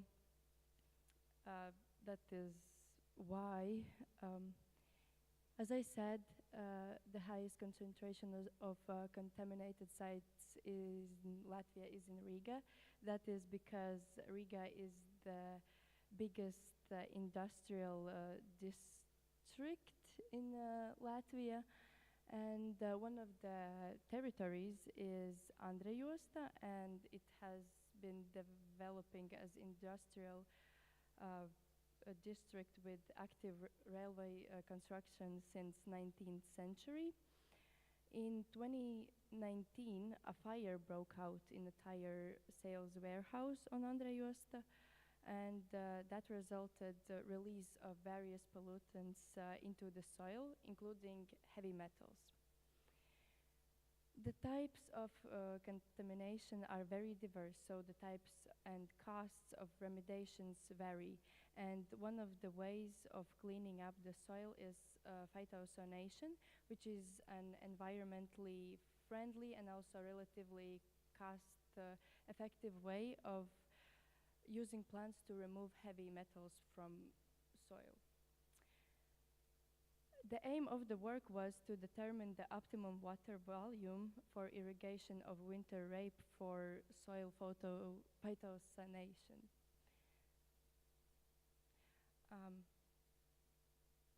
To achieve the objective of the study, the following tasks were carried out. To compile the scientific literature, also to identify soil sites contaminated with heavy metals, and also to obtain a soil rich in heavy metals. To grow winter rape seedlings under the same conditions, but to irrigate with different volumes of water to determine the amount of heavy metals in the soil before sowing and after harvesting. And of course, collect and analyze the data. Theoretical part consists of 3 chapters: remediation, soil contamination, and winter rape. Within the project phytoremediation around the Baltic Sea, an experiment was carried out in which winter rape was grown on heavy metal-rich soil from Andrejosta, which I mentioned before, under the same conditions but irrigated with different water volumes. So the set rate was 50 milliliters, and it was the 15 pots of winter rape seedlings were sorted into 5 groups, and each group was watered with different amounts of water. 40% less than the set norm, 20% less than the set norm, which as I said was 50 milliliters, 20% more, and 40% more. And before sowing, there was a soil sample taken from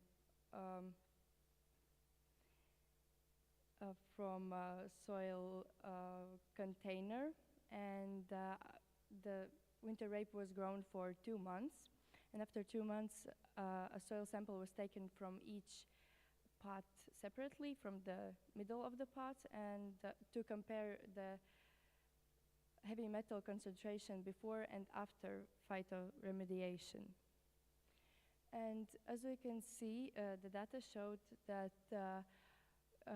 concentration in the soil, the copper concentration in the soil was lowest, which was irrigated with 40% less water than the set norm. However, zinc's concentration was the lowest in pots which were irrigated with 20% less than the set rate, and lead concentration in the soil was the lowest in the pots which were irrigated with 40% more than the set rate. So, conclusions. Winter rape is best able to accumulate lead when irrigated with 40% more water than the set rate, because the lead concentration in the soil decreased the most in the pots which were irrigated with 40% more water than the set rate. Determination of the optimum water volume for phytoremediation or winter rape during irrigation should be done for each heavy metal separately, as the response to volume of irrigation water varies. And also, to improve this experiment, for more accurate data, soil samples should be taken from each pot before sowing. And I want to mention that in this year's experiment, it was improved. We took samples from each pot before sowing. So yeah, thank you for your attention.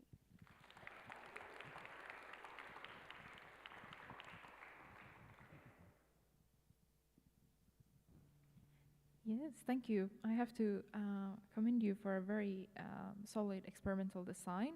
And as a scientist, I really like that you have really thought about your experimental groups. So from what I understood, you had 15 pots that were divided in 5 groups, so 3 pots per group, right? Yes.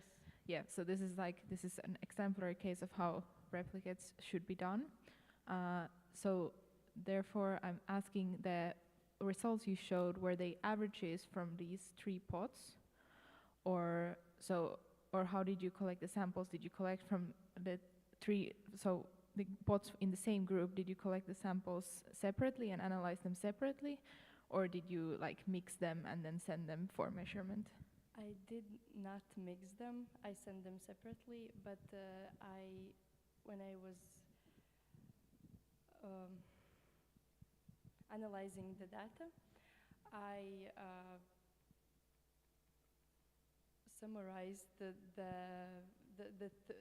Average them. Yeah. average. Yes, exactly, and that is what I showed in the labels. Yeah. Excellent, and that's how that's correctly.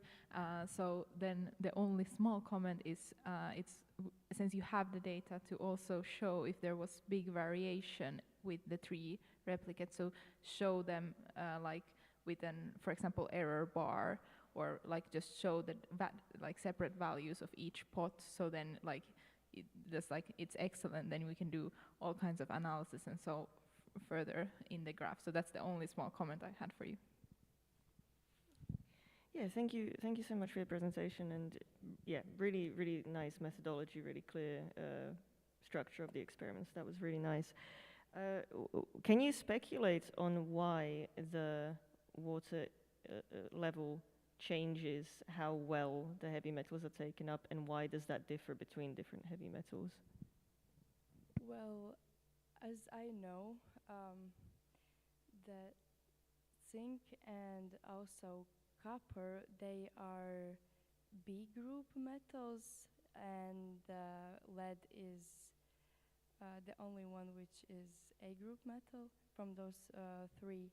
And the lead was the only one who liked the being irrigated with more water than the set rate. So I think if we look at the chemistry side, then I think it's explained somehow like that.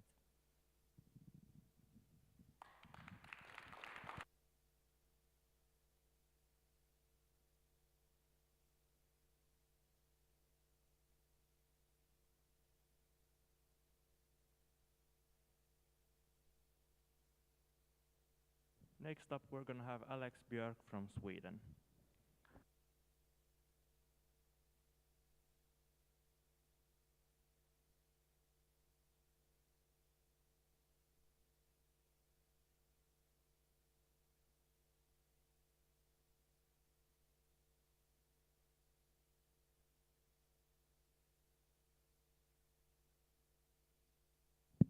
Now it works. Hello, everyone.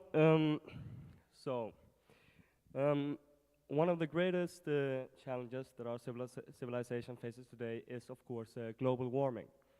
And of course, much work is being done to stop this, and especially within the field of energy production. It is paramount that we shift our global electricity production from fossil fuels, such as oil, natural gas, and coal, towards renewable energy sources. And one of these renewable energy sources that is being heavily invested to is wind power. And currently, wind power is harvested by constructing these large wind power farms with, as we see, these large wind turbines. And these are very effective, yes, but they're also very noisy, very costly, and they take up a lot of space. So we can't really implement these everywhere, so there's a clear limitation in that. And a viable alternative to this are vertical axis wind turbines. These are much more noise-friendly than horizontal axis wind turbines, and they're also much more efficient at the lower wind speeds. However, current designs of vertical axis wind turbines are very inefficient, meaning that they don't produce much electricity.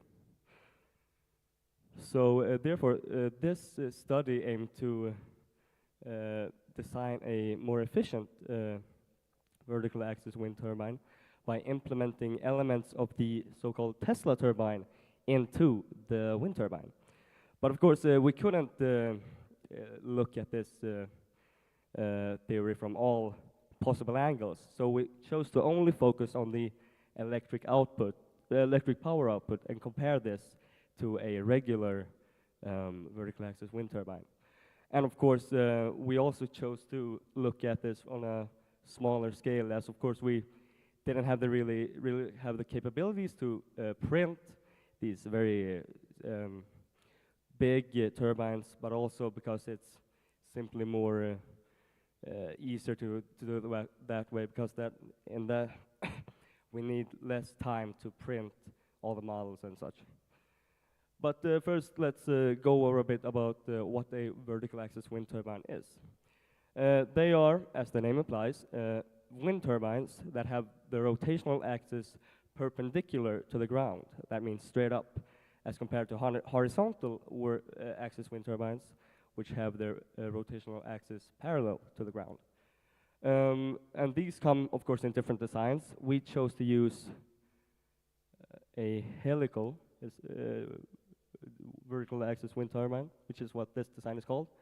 But they can also be divided into different types, which are drag and lift type. The one we chose to use is a lift type, and it works by utilizing airfoils as the blades. And the way that airfoils work is that they are shaped in such a way that wind passing them has a higher speed on this side of the airfoil, and a lower speed on this side. And this, according to Bernoulli's principle, causes a difference in pressure. And with the pressure being higher on this side and lower on this side. And this results in an equalizing force, which is one of the basic principles in physics, resulting in lift. The Tesla turbine, on the other hand, is a bladeless turbine designed by the inventor Nikola Tesla. It consists of a series of circular discs with a diameter of a few hundred millimeters, placed roughly 2 to 3 millimeters apart, and in such a way, and they are also designed in such a way that fluid can pass through them. So a fluid enters through this inlet here and spins the wheel by friction from passing through it. And then there are these holes in the middle that allow it to exit through the turbine to an outlet. And this is done through the help of a boundary layer effect, which is when air molecules that enter stick to the side of the blade, causing it to turn according to drag. Now, we chose to construct these turbines by 3D printing them. The turbine models were designed by a member of the physics institution at Tibble, named Reza Fakhrai. But we also designed our parts to this project in Tinkercad. The wind tunnel we used to test them was designed using styrofoam and other basic materials, tape and such. And we used glue to fit all the parts of the wind turbine. Now this is some images from the construction of the wind turbine. You can see on this side it had been printed, so we had all these supports we had to cut away. And here we fitted the Tesla discs and some fittings to keep them spaced. Now it's important to mention that the Tesla discs that we used were not circular. They were actually formed in the shape of a Rayleigh triangle, which is a triangle with an even diameter, which we'll come back to later. Now, we tested the turbine after assembling it by using a leaf blower. And we chose to only test with 2 speeds, the highest or the lowest setting on the leaf blower, simply because we didn't have the capabilities to measure the exact wind speed. During each testing session, we measured the maximum voltage that the wind turbine produced, and we also we also had to lift the wind turbine slightly because of a problem with the construction. And here are more pictures from the test, we can see here the generator we used. It's coupled to a, oh, you can't see it in this image, but there's a resistance of 100 ohms, as well as a multimeter measuring a voltage. And here's the schematic diagram of the circuit that was constructed. So here's the multimeter measuring voltage, here's the resistance, and here's the turbine. Now, the results we got, I don't know if you can see them, they're quite small, but they were, of course, in millivolts, and we used the electrical power formula to calculate the electrical power output in watts. Now, what surprised us was that the results with Tesla disks compared to without were much lower. At the lower wind speed setting, the wattage produced without the Tesla disks was approximately 5 times higher than with them. And at the higher wind speed, it was about 7 times greater. So we have a few theories as to why this may be. Of course, if you go back, you can see that this is not a lot. 1.67 milliwatts, that's quite little. And so that probably had to do with the generator that we used. It was a direct current motor, and these, when they function as generators, they are not very efficient. They have a maximum efficiency of less than 50%, and we most likely did not have the proper conditions to even reach that. But we could still compare the results. As we saw, they were much higher without the Tesla disks than with them. And this probably has to do with the disks being improperly designed and assembled. As we saw, they were not circular, and the way that they work is that here you can see the air spins along spirals along the surface of the disks in a circular motion.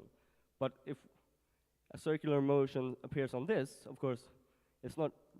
It might fall off here on the sides, so it might not travel as much along the disks. Keep on going. They were not. They were also not fitted enough tightly apart. As I said, in real Tesla turbines, they are fitted about 2 to 3 millimeters apart, but at the same time, the diameter is much bigger than we had. In our turbine, they were fitted about 1 millimeter apart, but the diameter of the Tesla disks was only about 20 to 30 millimeters. So that also played a part.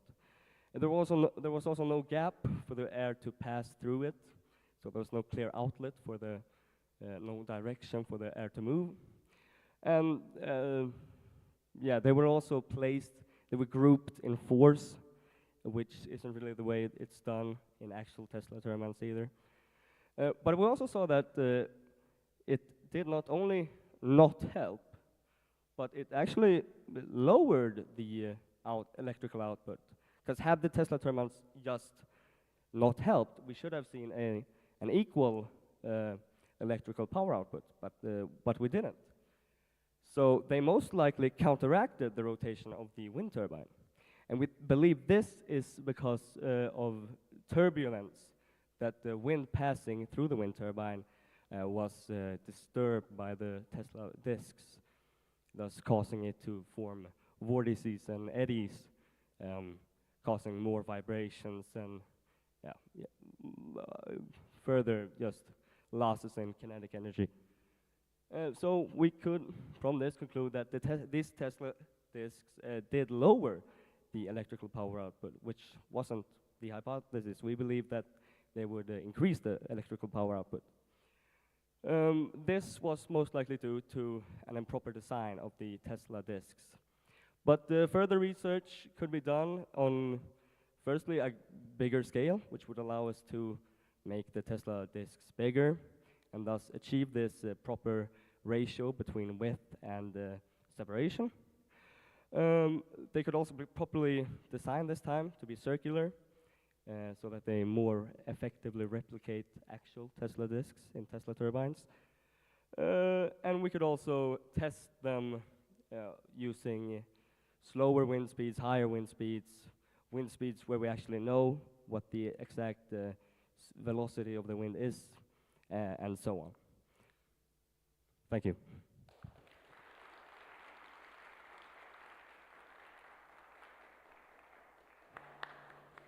Yes.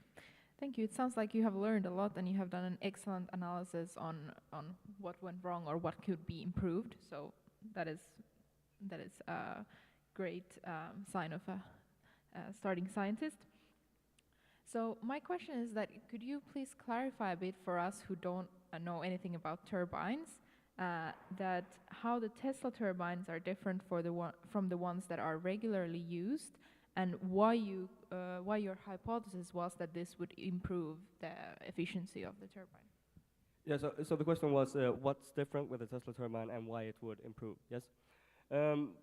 The difference with the Tesla turbine is that it's bladeless, of course, so it utilizes only the friction of the fluid passing to drag these discs along, instead of catching the fluid or using the fluid to create a difference in pressure. And this, since it only uses friction, it's much more efficient, except when it's supposed to work, that is. And we thought it would help because, well, it's perhaps not very intelligent thought of us, but we just thought that, well, if we combine this turbine that we know works and this turbine that we also know works, then maybe we will get the double effect of both of these working. But of course, we didn't. Thank you, and fantastic presentation, really clear, and really, really good job at explaining all of the key concepts to people who aren't experts in your field. Like, excellent, really excellent. And also, I don't think it's, this kind of trial and error, F around and find out is exactly what pushes science forward. So excellent idea to try it out. I would like to ask first, why did you change the design of the Tesla turbines from circular to the triangular shape? And second question, do you think that in like real life settings where you have wind speed, it's not stable like in your controlled environment, and then you have to take into account things like momentum of the thing spinning, how do you think that would impact on your results? Yes, so firstly, the reason we chose to have them be shaped in the form of Relu triangles is actually because Reza Fakrai, the member of the physics institution that helped us with this project, it was his idea to have them be shaped this way. So we simply went with what he thought would work. And as to what I think it would happen in a real-life setting, I actually think that the Tesla discs might not help that much, because from the research and from the knowledge I gained while doing research for this project, it seems to me that Tesla discs are mostly used for turbines where the fluid has a very high velocity. But in real life, of course, the wind most often doesn't blow that fast. So I actually don't think that it would work that well in a real life application.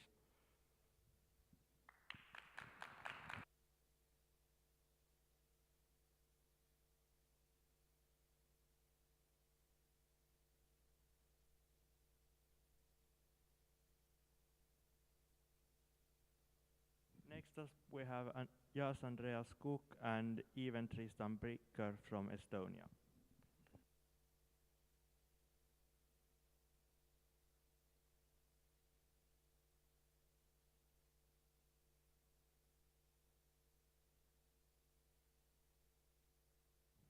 Hello? Okay. Good morning, dear listeners. My name is Jas. He is Evan. We come from Jaan Poska Gymnasium from Tartu, and we made our project about the possibility of using nuclear energy in Estonia. So, we had 3 goals for our research project. Assessing the possibility of using nuclear energy simply came from the title and was also the main reason for picking this topic. We can also call this the main goal of the project.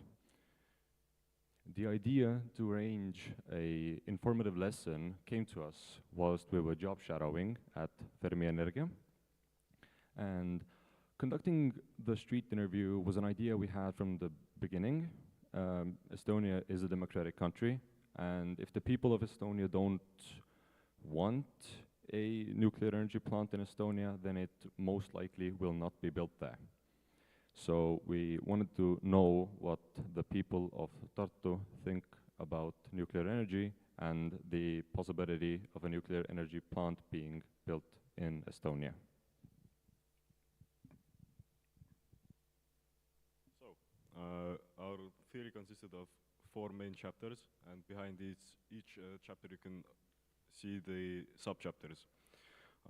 The first chapter was about nuclear energy, where we basically wrote about the history of nuclear energy, the different nuclear processes, and the use of nuclear energy in countries near Finland, near Estonia, for example, Finland. The second chapter was about nuclear reactors, what they are, how they work, and how they are categorized into generations, and also the specifics of the PWRX-300 modular reactor that Fermi Energia wants to build in Estonia. We also wrote about nuclear energy in Estonia, why a nuclear power plant would be necessary, what changes need to be done in order to implement it, and we also compared it to other sources of getting electricity. The last chapter was about Fermi Energia. We briefly introduced the company, talked about the creation story, and their activities, what they have done, and what they plan on doing. So, as for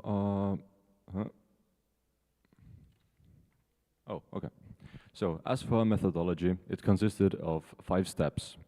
The first one was to just gain knowledge on the topic, so we decided to just read some books and literature about nuclear energetics as a whole. Secondly, we were offered a chance to go job shadowing at Fermi Energia, and we took that offer. Thirdly, we conducted an informative lesson and let the students fill in 2 questionnaires. Fourthly, we went on to the streets of Tartu to conduct street interviews with its residents. And lastly, we went on to analyzing the answers we got from the questionnaires and the street interviews.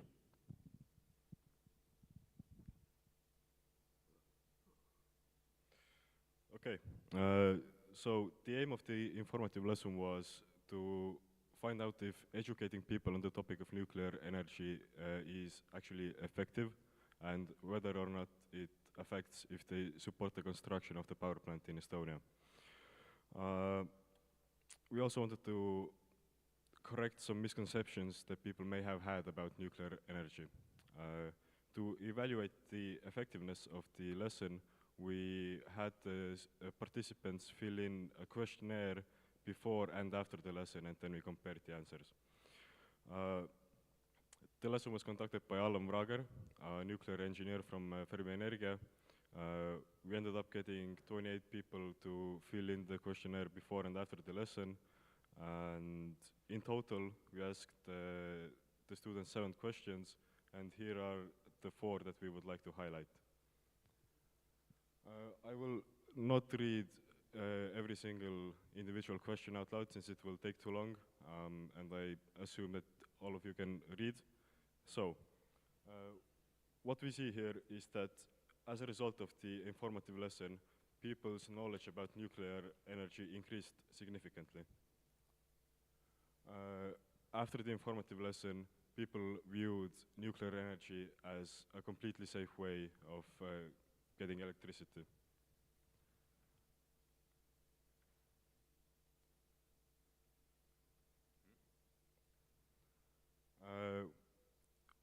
what we also found was that as people's knowledge about nuclear energy increased, then so did their support for the construction of the power plant in Estonia. Most of the people that declined living near a nuclear power plant basically said, well, their reasonings came from misconceptions. For example, they thought that they might be exposed to greater amounts of radiation than normal, which is not true.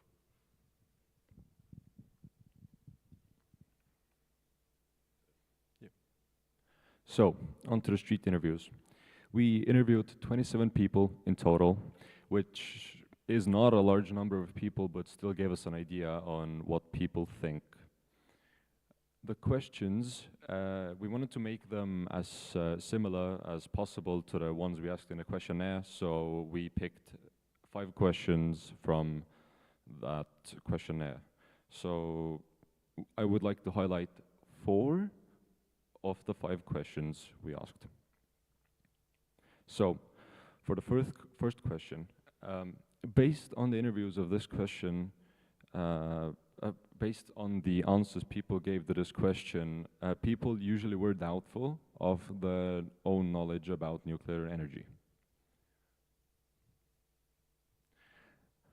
People, even with the self-said limited knowledge on the topic, seem to know that nuclear power plants are safe or relatively safe. Two-thirds of the people that answered the 4th question were in favor of building a nuclear power plant in Estonia. The 5th question was a bit of a surprise. Even though about 90% of answerers thought that nuclear power plants are safe, only 60% were actually willing to live next to a nuclear power plant.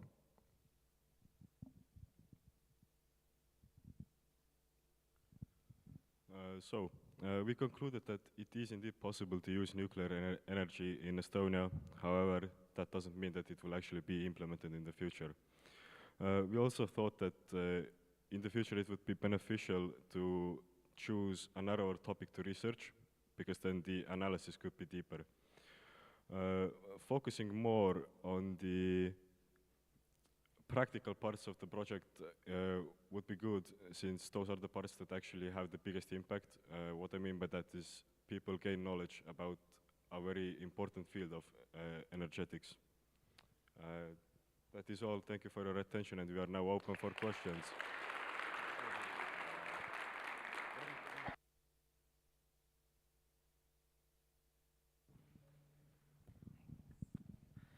Okay, thank you. And one question from your reviewer as well. So a lot of people said that they're kind of doubtful about living near a nuclear power plant. What about you? Would you yourselves be willing to live in the immediate vicinity of a nuclear power plant?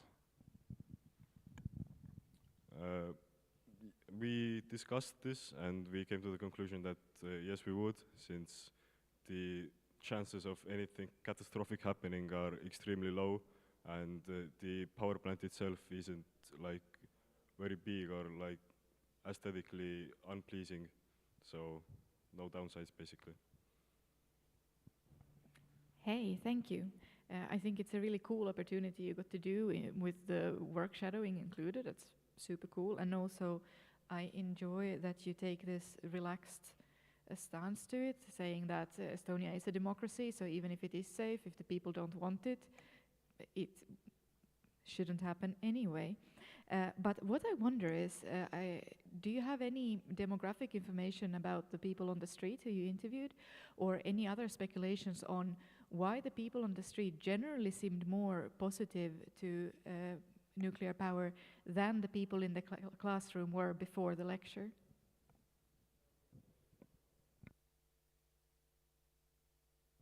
So the people that we interviewed on the street were, well, most of them were like older, so they kind of know more just about life in general, and I think it kind of came from that.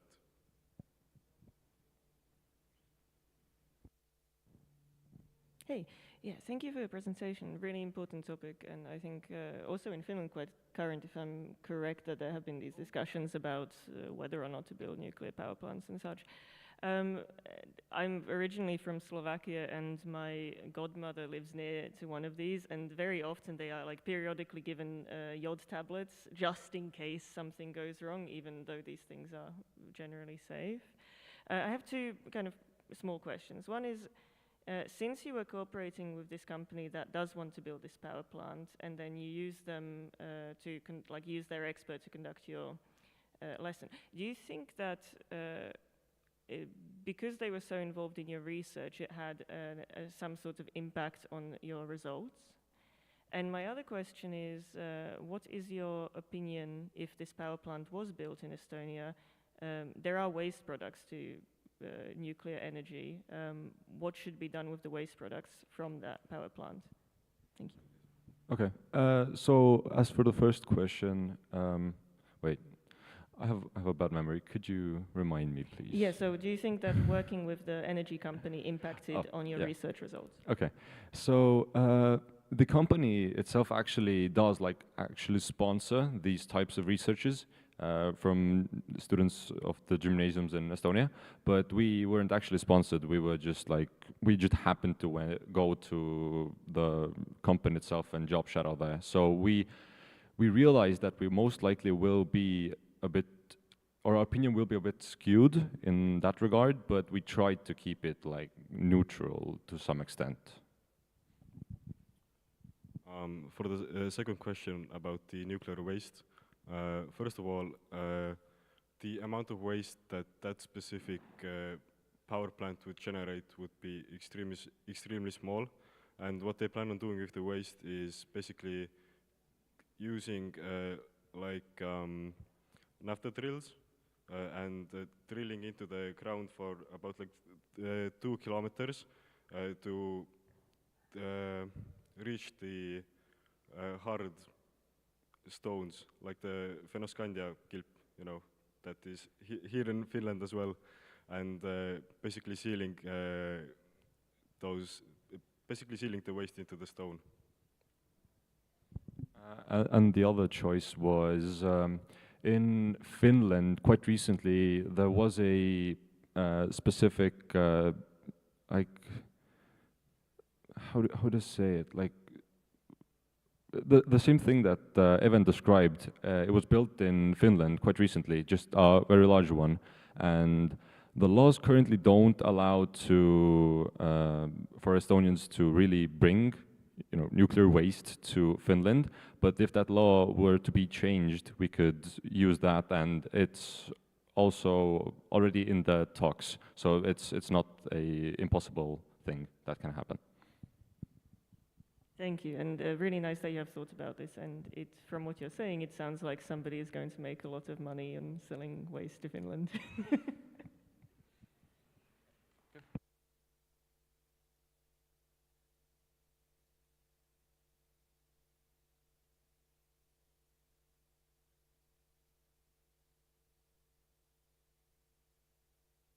Thank you to all of the presentation. This one was the last one.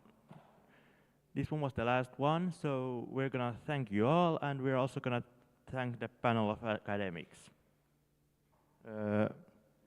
Amanda Sandelin from University of Helsinki.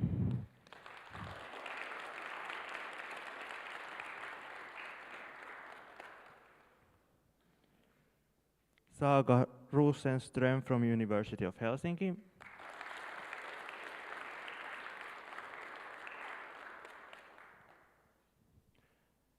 And Barbara Tsiakova from University of Oxford.